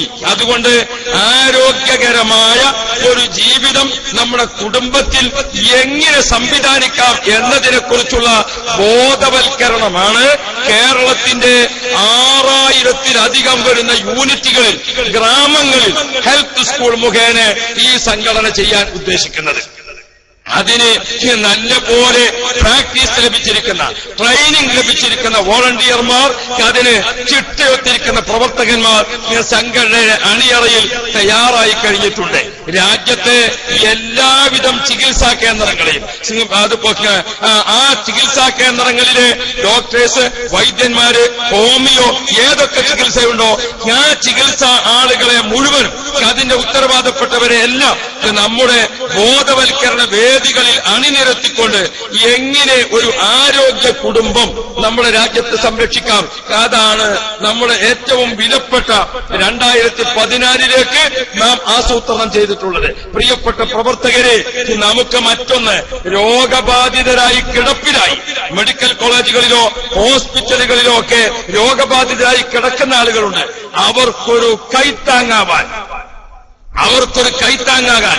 കേരളത്തിന്റെ എല്ലാ ഗവൺമെന്റ് ഹോസ്പിറ്റലുകളും എല്ലാ മെഡിക്കൽ കോളേജുകളിലും നമ്മുടെ സാന്ത്വനം വോളണ്ടിയേഴ്സ് ഇപ്പോൾ നല്ല കർമ്മനിരതരായി ഉണ്ട്. ഈയിടെ ഒരു സംഭവം ഒരു മെഡിക്കൽ കോളേജിൽ നടക്കുകയുണ്ടായി. അപ്പോൾ നമ്മുടെ പ്രവർത്തകരുടെ സേവനം മനസ്സിലാക്കാൻ, ബാക്കിയുള്ളവർക്ക് പ്രചോദനമാകാൻ ഞാൻ ഓർമ്മപ്പെടുത്തട്ടെ പ്രിയപ്പെട്ട സഹോദരന്മാരെ, ഒരു മെഡിക്കൽ കോളേജിന്റെ മോർച്ചറിയിൽ മയ്യത്ത് സൂക്ഷിക്കുകയാണ്, ഡെഡ് ബോഡി സൂക്ഷിക്കുകയാണ്. മയ്യത്തിന്റെ കുടുംബങ്ങളും അതേപോലെ തന്നെ ഹോസ്പിറ്റലിലെ ഉദ്യോഗസ്ഥരും ചേർന്ന് ഡെഡ് ബോഡി മോർച്ചറിയിലെത്തിച്ചു. മോർച്ചറിയിൽ ഡെഡ് ബോഡി വെച്ച ശേഷം ആളുകൾ പിരിഞ്ഞു പോരുമ്പോൾ ഉദ്യോഗസ്ഥന്മാർ വൈദ്യുതി ഓൺ ചെയ്യാൻ മറന്നുപോയി. 3 ദിവസം കഴിഞ്ഞ് മെഡിക്കൽ കോളേജിന്റെ മോർച്ചറിയിൽ ചെന്ന് വാതിൽ തുറന്നു നോക്കുമ്പോൾ ആ ഉദ്യോഗസ്ഥന്മാർക്കും കുടുംബത്തിനും കാണാൻ സാധിക്കുന്നത് പുഴുക്കളിങ്ങനെ അരിച്ചുകൊണ്ടിരിക്കുന്ന, ധാരാളം പുഴുക്കൾ നിറഞ്ഞു നിൽക്കുന്ന ഡെഡ് ബോഡിയാണ് കാണാൻ സാധിക്കുന്നത്. ഹോസ്പിറ്റലിലെ ഒരു നഴ്സിനും മോർച്ചറിയിലെ ഒരു ഉദ്യോഗസ്ഥനും നാറിയിട്ട് അടുക്കാൻ പറ്റുന്നില്ല. ആ സമയത്താണ് നമ്മുടെ സാന്ത്വനം വോളണ്ടിയേഴ്സ്, SYSന്റെ സാന്ത്വനം വോളണ്ടിയേഴ്സ്, ആ വോളണ്ടിയേഴ്സ് അങ്ങോട്ട് ചെന്നു. അവര് നല്ല കോർക്കമുണ്ടുകൊണ്ട് മൂക്ക് നല്ല പോലെ മുറുക്കി കെട്ടിയിട്ട് ആ ഡെഡ് ബോഡി, പ്രിയപ്പെട്ട സഹോദരന്മാരെ, അതിൽ നിന്ന് പുഴുക്കളെ നീക്കി അത് വൃത്തിയാക്കി കുളിപ്പിച്ച് ആ മയ്യത്തിന് വേണ്ട എല്ലാ ശേഷക്രിയകളും അത് ചെയ്തുകൊണ്ട്, പ്രിയപ്പെട്ട സഹോദരന്മാരെ, ആ മോർച്ചറിയിൽ നിന്ന് ഞങ്ങളെ പ്രവർത്തകന്മാര് പുറത്തേക്ക് വരുമ്പോൾ അവരുടെ ശരീരത്തിന് ഇങ്ങനെ പുഴു അരിക്കുന്നുണ്ടായിരുന്നു. ഇത്രയും ഈ സേവനം ചെയ്യാൻ അവര് മുന്നോട്ട് വന്നത് എന്തുകൊണ്ട് എന്ന് ചോദിച്ചാൽ, ബഹുമാനപ്പെട്ട ശൈഖുനാ കാന്തപുരം ഉസ്താദ്, കാമറുൽ ഉലമ കാന്തപുരം ഉസ്താദ് നമ്മുടെ പ്രവർത്തകരെ പഠിപ്പിച്ചു. മക്കളെ, ഹബീബ് റസൂലുള്ളാഹി അവിടുന്ന് പഠിച്ചിരിക്കുന്ന ഏറ്റവും പ്രധാനപ്പെട്ട സയ്യിദുനാ ഉമർ ബിൻ ഖത്താബ്, സയ്യിദുനാ അബൂബക്കർ സിദ്ദീഖ്, പ്രിയപ്പെട്ടവരെ, ഇസ്ലാമിക് റിപ്പബ്ലിക്കിന്റെ 1ാം ഖലീഫ അബൂബക്കർ സിദ്ദീഖ് റളിയല്ലാഹു അൻഹു ഭരണം നടത്തുന്ന കാലഘട്ടം, ബഹുമാനപ്പെട്ട ഉമർ ഖത്താബ് റളിയല്ലാഹു അൻഹു ഭരണീയരുടെ സ്ഥിതിഗതികളൊക്കെ അറിയുന്നതിന് നേരത്തെ തന്നെ ബഹുമാനപ്പെട്ടവർ പാതിരാ സമയത്തൊക്കെ ഇങ്ങനെ സഞ്ചരിക്കുക പതിവാണ്. ഒരു രാത്രി ബഹുമാനപ്പെട്ട ഉമർ ഖത്താബ് തങ്ങൾ സഞ്ചരിക്കുമ്പോൾ അതാ ഒരു കൃഷിയിടത്തിൽ ഒരു ചെറിയ ചെറ്റക്കുടിൽ, ആ ചെറ്റക്കുടിലിൽ ഒരു ദൈത്തെണ്ണ കത്തിച്ചു വെച്ചിരിക്കുന്ന വിളക്ക്, ആ വിളക്കിന്റെ ചെറിയ ഒരു തിരുവട്ടം ഇങ്ങനെ കാണുന്നു. ഉമർ ഖത്താബ് തങ്ങൾ അങ്ങോട്ട് നടന്നു നീങ്ങി. സുബ്ഹാനല്ലാഹ്, ഞാൻ വീട്ടിൽ ചെന്ന് നോക്കുമ്പോൾ ഒരു പ്രായമുള്ള ഉമ്മാമ, ആ ഉമ്മാമയുടെ ചുറ്റുഭാഗത്ത് മൂത്രമൊഴിച്ചിട്ടുണ്ട്, കാർക്കിച്ച് തുപ്പിയിട്ടുണ്ട്, ആകെ മലിനമായി നിൽക്കുകയാണ്. ബഹുമാനപ്പെട്ട ഉമർ ഖത്താബ് റളിയല്ലാഹു അൻഹു പാതിരാവിന്റെ കൂരിരുട്ടിൽ ആ ഉമ്മാമ കിടക്കുന്ന രംഗം കണ്ട് അതിരാവിലെ വന്നുകൊണ്ട് ഈ ഉമ്മയെ ശുശ്രൂഷിക്കണം, അതിന് ഭക്ഷണം കൊടുക്കണം, അതിനെ കുളിപ്പിക്കണം, അതിന് വേണ്ട സൗകര്യങ്ങൾ ചെയ്യണം എന്ന് മനസ്സിലാക്കി ബഹുമാനപ്പെട്ടവർ തിരിച്ചുപോയി. അതിരാവിലെ ആ വീട്ടിലേക്ക് വന്നു നോക്കുമ്പോൾ അത്ഭുതത്തിൽ അത്ഭുതം, ആ ഉമ്മാമയുടെ ഡ്രസ്സ് മാറ്റിക്കൊടുത്തിരിക്കുന്നു, ആ ഉമ്മാമയുടെ കോളാമ്പി കഴുകി വൃത്തിയാക്കിയിരിക്കുന്നു, ആ ഉമ്മാമ കിടക്കുന്ന സ്ഥലമൊക്കെ വൃത്തിയാക്കിയിരിക്കുന്നു. ഉമർ ഇബ്നുൽ ഖത്താബ് റളിയല്ലാഹു അൻഹു അത്ഭുതപ്പെട്ടു, പടച്ചവനെ, പാതിരാവിന്റെ കൂരിരുട്ട് കഴിഞ്ഞിട്ടാണ് ഞാനിവിടെ വന്നത്, അതിനുശേഷം ഇവിടെ ആരായിരിക്കും ഈ സേവനത്തിന് വന്നത്? പിറ്റേ ദിവസം പാതിരാക്ക് ഉമർ ഖത്താബ് റളിയല്ലാഹു അൻഹു ആ കൃഷിയിടത്തിൽ പോയിട്ട് ഒളിഞ്ഞങ്ങനെ ഇരുന്നു. ആരാണാവോ ആ ഉമ്മയെ സഹായിക്കാൻ വരുന്നത്? പാതിരാവിന്റെ കൂരിരുട്ടിനെ കീറി മുറിച്ചുകൊണ്ട് ആ കൃഷിയുടെ മധ്യത്തിലൂടെ അതാ ഒരാളിങ്ങനെ പതുക്കെ നടന്നു വരുന്നു. ഉമർ ഖത്താബ് തങ്ങളെ കണ്ണിന് വിശ്വസിക്കാൻ സാധിക്കുന്നില്ല. ആ വരുന്ന മഹാൻ അദ്ദേഹം നേരെ വന്നു, ആ ഉമ്മാമയുടെ വീട്ടിൽ വന്നു. സുബ്ഹാനല്ലാഹ്, ആ ഉമ്മാമയുടെ കൊളാമ്പി എടുത്ത് കഴുകി വെച്ചു, ആ ഉമ്മാമയുടെ വീടടിച്ചു വൃത്തിയാക്കി. ആ മഹാൻ തിരിച്ചു പോകുമ്പോൾ ആരായിരുന്നു അത്? ഇസ്ലാമിക് റിപ്പബ്ലിക്കിന്റെ 1ാം ഖലീഫ സയ്യിദുനാ അബൂബക്കർ സിദ്ദീഖ്. ആ സിദ്ദീഖ് റളിയല്ലാഹു അൻഹു ചെയ്ത ഈ സേവനത്തിന്റെ ചരിത്രം നമ്മുടെ വോളണ്ടിയർമാർക്ക് പഠിപ്പിച്ചു കൊടുത്തു കാന്തപുരം ഉസ്താദ്. പ്രിയപ്പെട്ട സഹോദരന്മാരെ, അങ്ങനെയാണ് മെഡിക്കൽ കോളേജിലെ സഹായിയിലും അതുപോലെ തന്നെ ഹോസ്പിറ്റലുകളിലെല്ലാം തിരുവനന്തപുരത്തെ ക്യാൻസർ ഇൻസ്റ്റിറ്റ്യൂട്ട് അടക്കമുള്ള എല്ലാ സ്ഥലങ്ങളിലും SYSന്റെ സാന്ത്വനം വോളണ്ടിയേഴ്സ്. പ്രിയപ്പെട്ട പ്രവർത്തകരെ, നമുക്ക് നമ്മുടെ കുഞ്ഞംസുവിനെയും നമ്മുടെ നൂറുദ്ദീനെയും 2 കാലുമാണ് ആദ്യം വെട്ടിയത്. എന്തുകൊണ്ട്? അവരെ കൊല ചെയ്യണം എന്നിവർക്ക് നിശ്ചയമുണ്ട്. അതുകൊണ്ട് ആദ്യം അവരുടെ കാല് വെട്ടി, അവർക്ക് വീണ്ടും വെട്ടി കിട്ടുമ്പോൾ എഴുന്നേറ്റ് ഓടിപ്പോകാൻ പാടില്ല. അതുകൊണ്ട് കാല് വെട്ടി മുറിച്ച ശേഷമാണ് ബാക്കി സ്ഥലത്തേക്ക് വെട്ടുപോയത്. പ്രിയപ്പെട്ട സഹോദരന്മാരെ, 50ഓളം വരുന്ന വെട്ടേറ്റുകൊണ്ടാണ് കുഞ്ഞംസും നൂറുദ്ദീനും കടന്നിരുന്നത്. നമുക്കറിയാമല്ലോ സഹോദരന്മാരെ, നാം ഓർക്കണം, ആ കുഞ്ഞംസുവിനെയും നൂറുദ്ദീനെയും വെട്ടിയ ആളുകളുടെ കരങ്ങളിലെ അത് നാളെ ചീഞ്ഞ് പുഴുത്തിട്ട് അവരും ഹോസ്പിറ്റലിൽ ഉണ്ടാകുമ്പോൾ അവർക്ക് സാന്ത്വനം SYSന്റെ വോളണ്ടിയേഴ്സ് ആയിരിക്കും കേട്ടോ. അവിടേക്കാണ് കാന്തപുരം ഉസ്താദ് നമ്മെ പഠിപ്പിക്കുന്നത്, അവിടേക്കാണ് പഠിപ്പിക്കുന്നത്. നമുക്കറിയാം, അബുഹാജിയെ കൊല ചെയ്തു, എന്നിട്ട് അദ്ദേഹത്തിന് കൃത്രിമമായി കുറച്ച് ആൾക്കാർ ഹോസ്പിറ്റലിൽ അഡ്മിറ്റ് ചെയ്തു. ആ അഡ്മിറ്റിൽ വന്ന ആളുകൾക്കും സാന്ത്വനമേകിയത് നമ്മുടെ SYSന്റെ വളണ്ടിയേഴ്സ് ആണ്. നിങ്ങൾക്ക് ഒരു പക്ഷേ വികാരം വരുന്നുണ്ടാകും, അവർക്കും നമ്മളാണോ സേവനം ചെയ്തു കൊടുത്തത്? അതെ, അതാണ് മുഹമ്മദുർ റസൂലുള്ളാഹി. ചരിത്രം പഠിക്കണം, ചരിത്രം പഠിപ്പിച്ച റൂട്ട് പഠിപ്പിക്കണം. അതാണ് ബഹുമാനപ്പെട്ട കാന്തപുരം ഉസ്താദ് പഠിപ്പിക്കുന്നത്. പ്രിയപ്പെട്ട മുഅ്മിനുകളെ, അക്രമമല്ല നമ്മുടേത്. കഴിഞ്ഞ കാലത്ത് ഒരു ആലിമും ആയുധം എടുത്തിട്ടില്ല. മുസ്ലിം പള്ളികളിലൊക്കെ വാള് സൂക്ഷിച്ചിരിക്കുന്നു എന്നൊരു വാർത്തയുണ്ടായിരുന്നു പണ്ട്. ഇടക്കാലത്ത് നിസ്കാരത്തിനൊക്കെ ചില അപരിചിതരായ ആളുകൾ കുറച്ചാലൊക്കെ നിസ്കരിച്ചു നോക്കുമ്പോൾ നിസ്കാരത്തിന് വാളെടുക്കണേ കാണുന്നില്ല. അപ്പൊ ആരോ പറഞ്ഞു, വാള് വെള്ളിയാഴ്ച മാത്രമേ എടുക്കുള്ളൂ. അപ്പൊ കുറച്ച് രഹസ്യാന്വേഷണത്തിന്റെ ആളുകളൊക്കെ വെള്ളിയാഴ്ച ഇങ്ങനെ ചില പള്ളികളിലൊക്കെ ജുമാക്ക് തീരെ അപരിചിതരായ ആളുകൾ നോക്കുമ്പോ ആരാ വാളെടുക്കുന്നത് കാണാൻ വേണ്ടി വന്നത്. ഞമ്മളെ പള്ളിയിലെ വാളേതാ? യാ റബ്ബ്. വ്യാപാരി വ്യവസായിന്റെ ഒരു ക്ലാസ്സിന് പോയി ഞാനൊരിക്കൽ.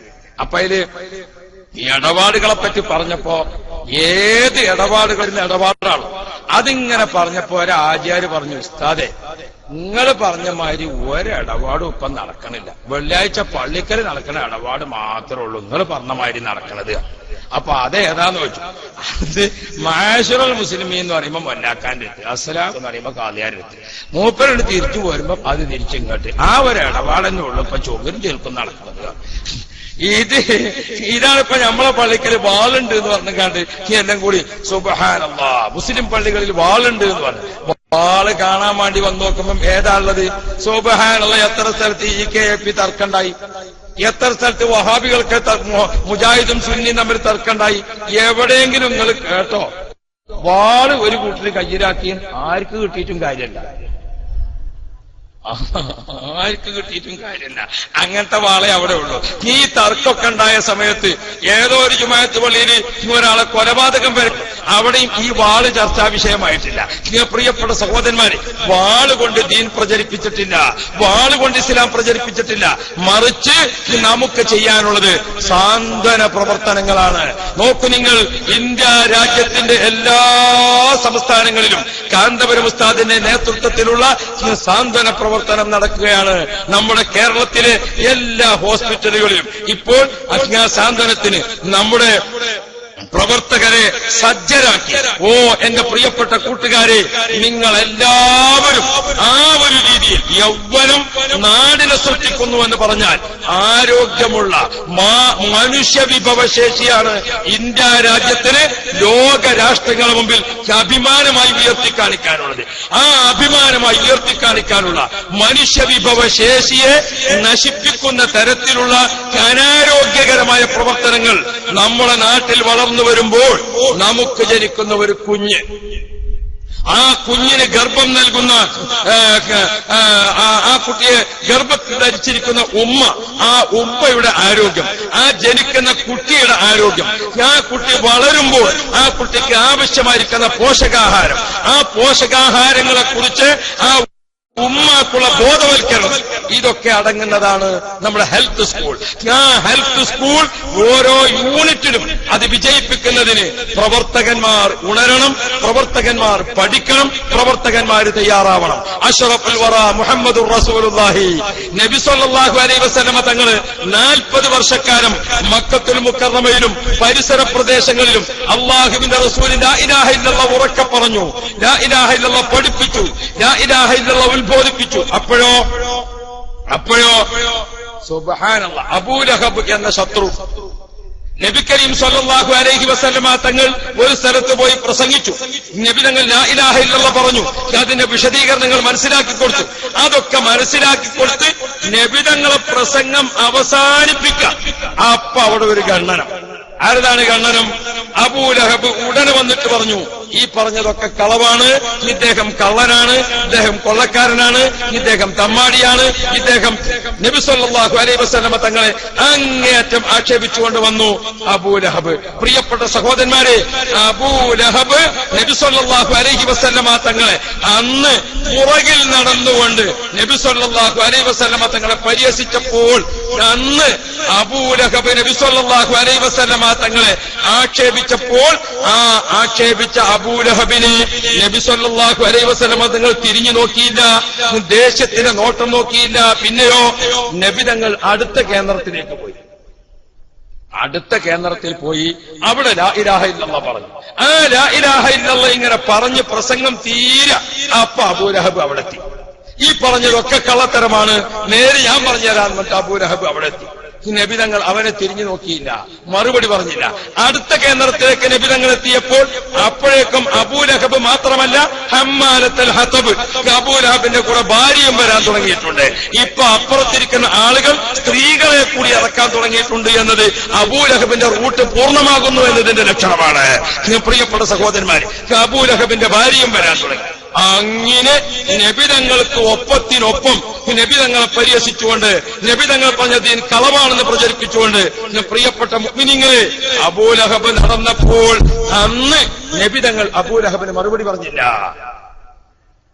13 കൊല്ലക്കാലം നബി സല്ലല്ലാഹു അലൈഹി വസല്ലമ തങ്ങൾ മക്കയിൽ പ്രവർത്തിച്ച് മദീനയിലേക്ക് പലായനം ചെയ്തു. മദീനയിൽ നിന്ന് പിന്നീട് നബി മുഹമ്മദുർ റസൂലുള്ളാഹ് നബി കരീം സല്ലല്ലാഹു അലൈഹി വസല്ലമ തങ്ങൾ അല്ലാഹുവിന്റെ ഓർഡർ പ്രകാരം വീണ്ടും മക്കത്തുൽ മുക്കറമയിലേക്ക് തിരിച്ചു വരുന്ന വരവ് പ്രിയപ്പെട്ട പ്രവർത്തകരെ നിങ്ങൾ കിതാബുകളിൽ കണ്ടിട്ടില്ലേ? ബഹുമാനപ്പെട്ട റസൂലുള്ളാഹി സ്വല്ലല്ലാഹു അലൈഹി വസല്ലമ തങ്ങൾ മദീനയിൽ നിന്ന് പിന്നീട് മക്കത്തുൽ മുക്കറമയിലേക്ക് വരുന്നത് എങ്ങനെയാണ്? 1,40,000 വരുന്ന സ്വഹാബ സയ്യിദുനാ ഉമർ ഇബ്നുൽ ഖത്താബ് റളിയല്ലാഹു അൻഹുവിന്റെ നേതൃത്വത്തിൽ പട്ടാളച്ചിട്ടയുള്ള ആളുകൾ ഒരു ഭാഗത്ത് ലബ്ബൈക് അല്ലാഹുമ്മ ലബ്ബൈക് ലബ്ബൈക് അല്ലാഹുമ്മ ലബ്ബൈക് ഉമർ ഖത്താബ് റളിയല്ലാഹുവിന്റെ നേതൃത്വത്തിൽ, ഇപ്പുറത്ത് ഖാലിദ് ബിൻ വലീദ് റളിയല്ലാഹുവിന്റെ നേതൃത്വത്തിൽ അല്ലാഹ് അബൂ സുഫിയാനെ പോലുള്ള ബദറിലേക്ക് സാമ്പത്തികമായ എല്ലാം നൽകിയ നബി സല്ലല്ലാഹു അലൈഹി വസല്ലം തങ്ങളെ ഏറെ പ്രയാസപ്പെടുത്തിയ അബൂ സുഫിയാൻ ഉമർ ഖത്താബ് തങ്ങളുടെയും ഖാലിദ് ബിൻ വലീദ് തങ്ങളുടെയും നേതൃത്വത്തിലുള്ള പട്ടാളച്ചിട്ടയുള്ള മുസ്ലിം സ്വഹാബാക്കൾ, ആ സ്വഹാബാക്കളുടെ വരവ് കണ്ടുകൊണ്ട് അബൂജഹൽ വിറച്ചു. ചില ആളുകളൊക്കെ ഓടി കടപ്പുറത്ത് പോയി, ചില ആളുകളൊക്കെ രാജ്യം വിട്ടു. അല്ലാഹ് നബി മുഹമ്മദുർ റസൂലുള്ളാഹ് മക്കം ഫത്ഹ് നടക്കുകയാണ്. കഅബ ഷരീഫിന്റെ വാതിൽക്കൽ വന്ന് നബി സല്ലല്ലാഹു അലൈഹി വസല്ലം തങ്ങൾ ഉസ്മാൻ ഇബ്നു തൽഹയോട് താക്കോൽ വാങ്ങിക്കൊണ്ട് കഅബത്തിന്റെ വാതിൽ തുറന്നു. അല്ലാഹുവിന്റെ റസൂൽ പ്രഖ്യാപിച്ചത് എന്താണ്? പ്രിയപ്പെട്ട സഹോദരന്മാരെ, ബഹുമാനപ്പെട്ട നബിയുല്ലാഹി യൂസുഫ് അലൈഹിസ്സലാം, യൂസുഫ് നബി അലൈഹിസ്സലാം തന്റെ സഹോദരന്മാർ യൂസുഫ് നബി അലൈഹിസ്സലാമിനെ കിണറ്റിലെറിഞ്ഞപ്പോൾ, യൂസുഫ് നബി അലൈഹിസ്സലാമിനെ എല്ലാ വിധത്തിലും പ്രയാസപ്പെടുത്തിയപ്പോൾ, വിജയശ്രീലാളിതനായി രാജകുമാരനായി യൂസുഫ് നബി അലൈഹിസ്സലാം തിരിച്ചു വന്നപ്പോൾ ബഹുമാനപ്പെട്ട യൂസുഫ് നബി അലൈഹിസ്സലാം അവിടുത്തെ സഹോദരന്മാർക്ക് പകരം വീട്ടലില്ല, വിദ്വേഷമില്ല എന്ന് പറഞ്ഞ പോലെ മഹാനായ റസൂലുള്ളാഹി തങ്ങൾ കഅബത്തിന്റെ വാതിൽ പിടിച്ചുകൊണ്ട് പറഞ്ഞു, ആരും ഭയപ്പെടണ്ട, ആരും പേടിക്കണ്ട, ആരോടും പകരം വീട്ടലില്ല. ഇവിടെ ഞാൻ ഓർമ്മപ്പെടുത്തിയത് ചരിത്രം അറിയണം, ചരിത്രം പഠിക്കണം. ബഹുമാനപ്പെട്ട റസൂലുള്ളാഹി അവിടെ യൂസുഫ് നബി അലൈഹിസ്സലാം കണ്ടോ, അവിടുത്തെ എല്ലാ നിരക്കും ആക്രമിച്ച ആളുകൾക്ക് മാപ്പ് കൊടുത്തതുപോലെ ബഹുമാനപ്പെട്ട റസൂലുള്ളാഹി തങ്ങൾ എല്ലാവർക്കും മാപ്പ് കൊടുത്തു. ആ മാപ്പ് പ്രഖ്യാപിച്ചുകൊണ്ട് നബി തങ്ങൾ പറഞ്ഞു, ആരാണോ ഈ ഹറമിൽ അഭയം തേടുന്നത് കഅബ ശരീഫിൽ അവർ സുരക്ഷിതരാണ്. ആരാണോ വീട്ടിലിരിക്കുന്നത് അവർ സുരക്ഷിതരാണ്. ആരാണോ അബൂ സുഫിയാന്റെ വീട്ടിൽ പോകുന്നത് അവർ സുരക്ഷിതരാണ്. ഈ രൂപത്തിൽ ഇൻഷാ അല്ലാഹ് ആരാണോ ബഹുമാനപ്പെട്ട ഷഅറ മുബാറക് മസ്ജിദിൽ അഭയം തേടുന്നത് അവർക്ക് ഈമാൻ സുരക്ഷിതരാണ് എന്ന് പറയുന്ന കാലഘട്ടം അതിവിദൂരമല്ല. പിന്നെ എവിടെ പള്ളി ഉണ്ടാക്കണേ? ബാങ്ക് കൊടുക്കുമ്പോ അറിയാം എവിടെ ഉണ്ടാക്കണം. മുറത്ത് കയറി കൊത്താൻ നിൽക്കണ്ട. അത് ബാങ്ക് ഇങ്ങനെ കേൾക്കുമ്പോ അപ്പൊ അറിയും പള്ളി എവിടെ ഉണ്ടാക്കണത്. അപ്പൊ ആളുകളൊക്കെ ഇങ്ങനെ എല്ലാവരും അതിലേക്ക് ഒഴുകുമ്പോൾ ആ പള്ളിയെ പരിഹസിച്ചവർ ബഹുമാനപ്പെട്ട കാന്തപുരം ഉസ്താദ് നമ്മുടെ ഇന്ത്യ രാജ്യത്തിന്റെ മണ്ണിൽ ഏകദേശം 3000-ഓളം പള്ളികൾ സ്ഥാപിച്ചിട്ടുണ്ട്. കോഴിക്കോട് കോർപ്പറേഷനിൽ പോയാൽ സുന്നികൾക്ക് അടുത്ത കാലത്ത് നേരത്തെ ഉണ്ടായിരുന്ന മുഹീദ്ദീൻ പള്ളിയും അതേപോലെ തന്നെ പട്ടാളപ്പള്ളിയും ഒക്കെ നമ്മിൽ നിന്ന് ശത്രുക്കൾ പിടിച്ചെടുത്തു. പിടിച്ചെടുത്ത ശേഷം നമുക്കൊരു ജുമാ നിസ്കരിക്കാൻ നിവൃത്തിയില്ലാത്ത അവസ്ഥ കോഴിക്കോട് പട്ടണത്തിൽ ഉണ്ടായിരുന്നു. അവിടെയാണ് കാന്തപുരം ഉസ്താദ് കോഴിക്കോട് കോർപ്പറേഷന്റെ പരിധിയിൽ മാത്രം 14 പള്ളികൾ ബഹുമാനപ്പെട്ട AP ഉസ്താദ് സ്ഥാപിച്ചു. ഇന്ത്യ രാജ്യത്തോളം പള്ളികൾ സ്ഥാപിച്ചിട്ടുണ്ട്. ആ ഉസ്താദിന് പള്ളി എവിടെ എടുക്കേണ്ടത് നിങ്ങളാരും എഴുതി കൊടുക്കണ്ട. ഇന്ത്യ മഹാരാജ്യം ഇസ്ലാമിക ചരിത്രത്തിന്റെ പാരമ്പര്യമുള്ള രാജ്യമാണ്.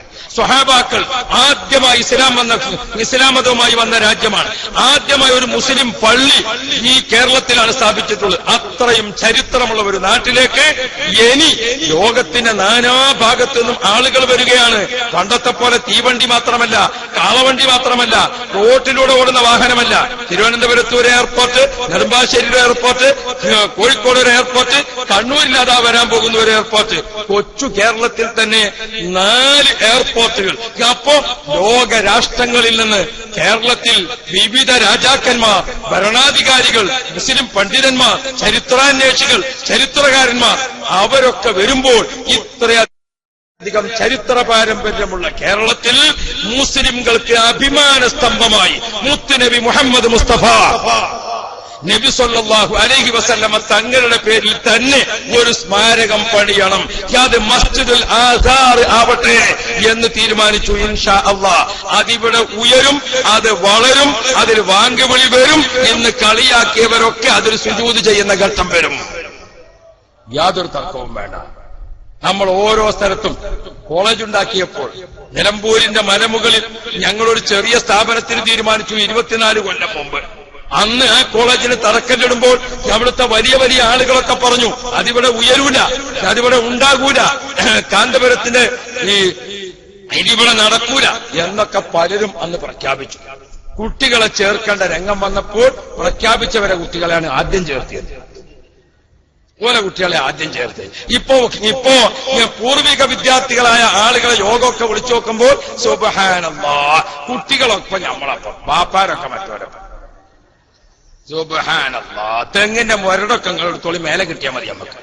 അപ്പോ പ്രിയപ്പെട്ട സഹോദരന്മാർ, നിങ്ങൾ മനസ്സിലാക്കണം, നിങ്ങളടുത്ത് പണ്ട് കുറെ മൂലധനം ഉണ്ടായിരുന്നു, ഇപ്പൊ ധനമൊക്കെ പോയിക്കണ്, മൂല മാത്രാണ് എന്ന് അറിയുന്നത് നല്ലതാ. ഞാൻ ഓർമ്മപ്പെടുത്തുന്നത് പ്രിയപ്പെട്ട സഹോദരന്മാരെ, നമുക്ക് അഹങ്കരിക്കേണ്ടതില്ല.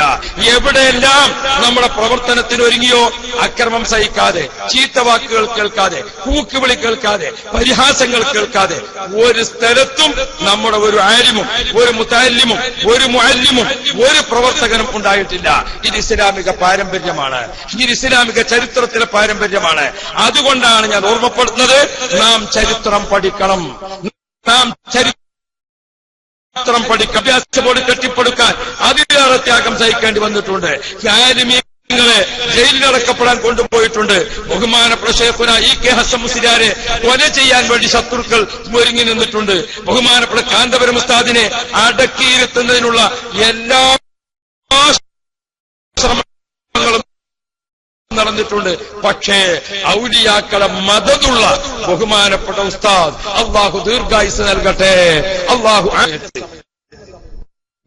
കഅബ ശരീഫിനോട് ചേർന്ന് കിടക്കുന്ന മാലിക്കി തറവാട്ടിൽ ലോക പണ്ഡിതന്മാർ അവിടെ വരുമ്പോൾ ആ പണ്ഡിത ശ്രേഷ്ഠർക്കെല്ലാം മാലിക്കിയുടെ വീട്ടിൽ ഒരു സ്വീകരണം ഏർപ്പെടുത്താറുണ്ട്.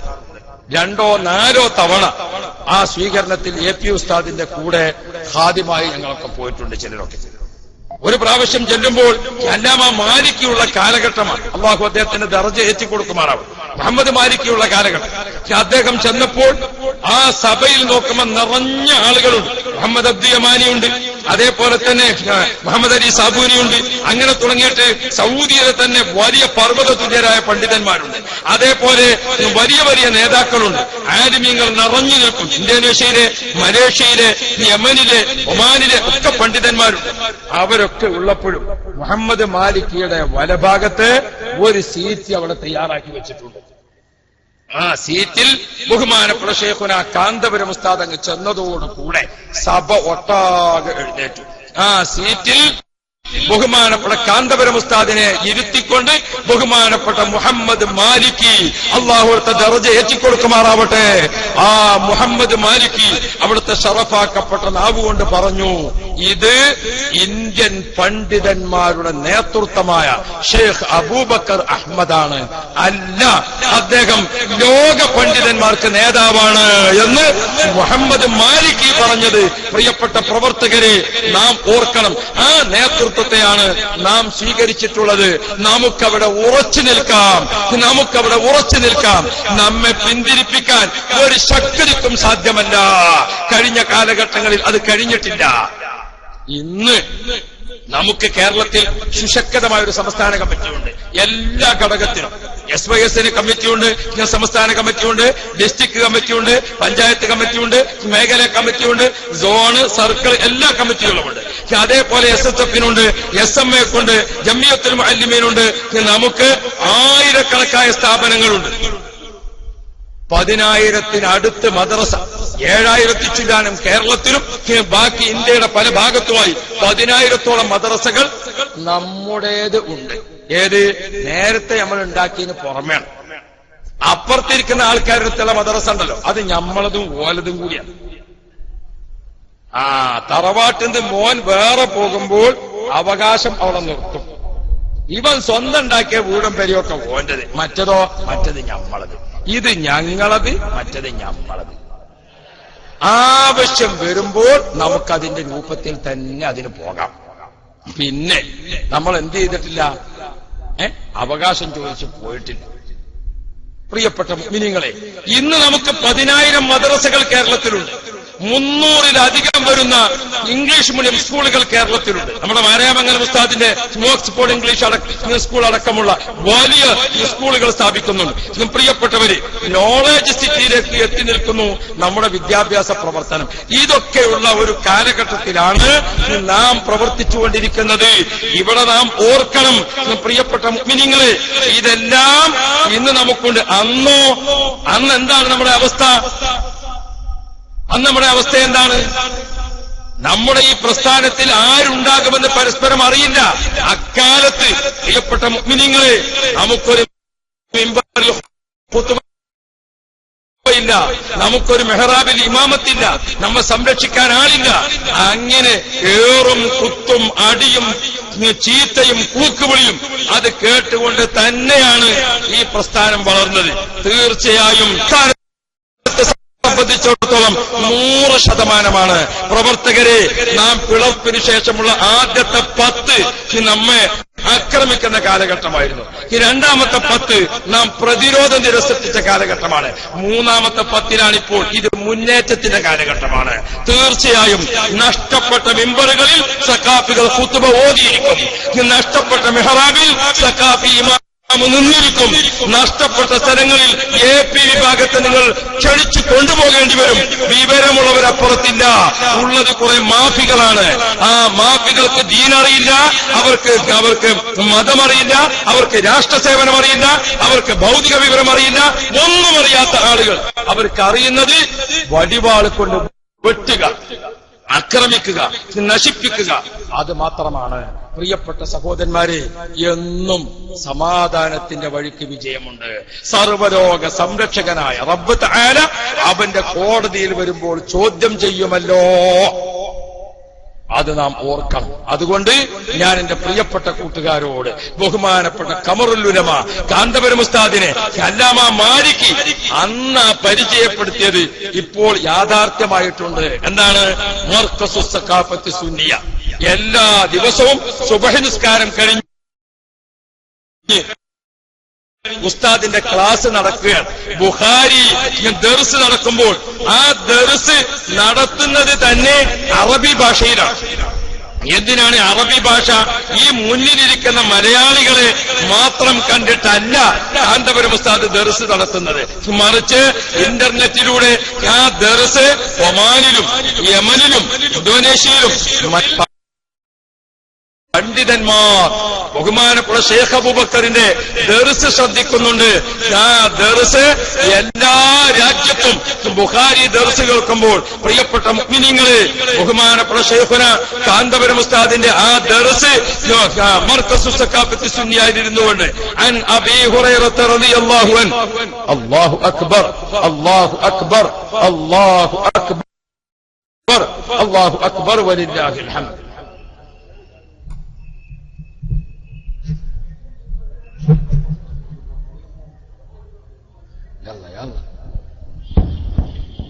طلع البدر علينا من ثنيات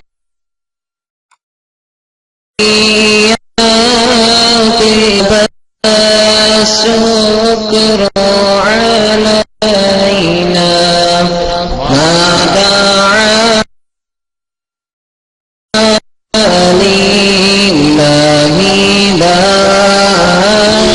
പ്രസ്ഥാനത്തിന്റെ കാര്യദർശി സുന്നി യുവജന സംഘത്തിന്റെ സമുന്നതനായ ബഹുമാന്യരായ പേരോട് ഉസ്താദ്, അല്ലാഹുവേ ആഫിയത്ത് നൽകണേ അല്ലാ, ദീർഘായുസ് നൽകണേ അല്ലാ,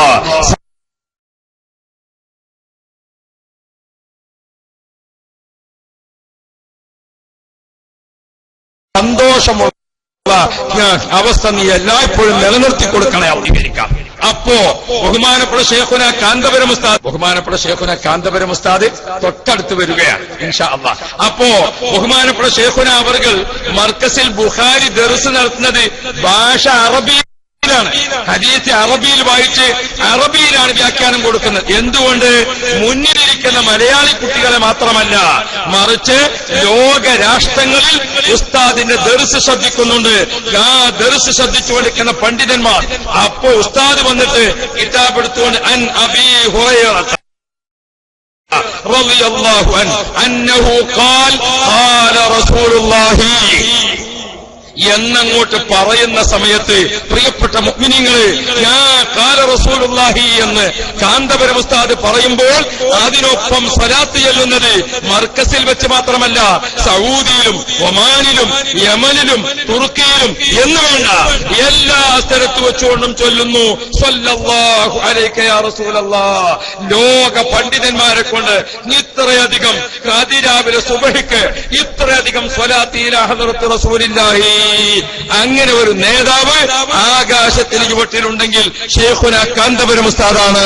ബഹുമാനപ്പെട്ട ഖമറുൽ ഉലമാ കാന്തപുരം ഉസ്താദ്, സമസ്തയുടെ ജനറൽ സെക്രട്ടറി കാന്തപുരം ഉസ്താദ്, മർക്കസിന്റെ അധ്യക്ഷൻ കാന്തപുരം ഉസ്താദ്, സുന്നി കേരളത്തിന്റെ അഭിമാനം കാന്തപുരം ഉസ്താദ്, ലോക മുസ്ലിം നേതൃത്വം ശൈഖുന കാന്തപുരം ഉസ്താദ്. അല്ലാഹു അക്ബർ, അല്ലാഹു അക്ബർ, അല്ലാഹു അക്ബർ, വലില്ലാഹിൽ ഹംദ്.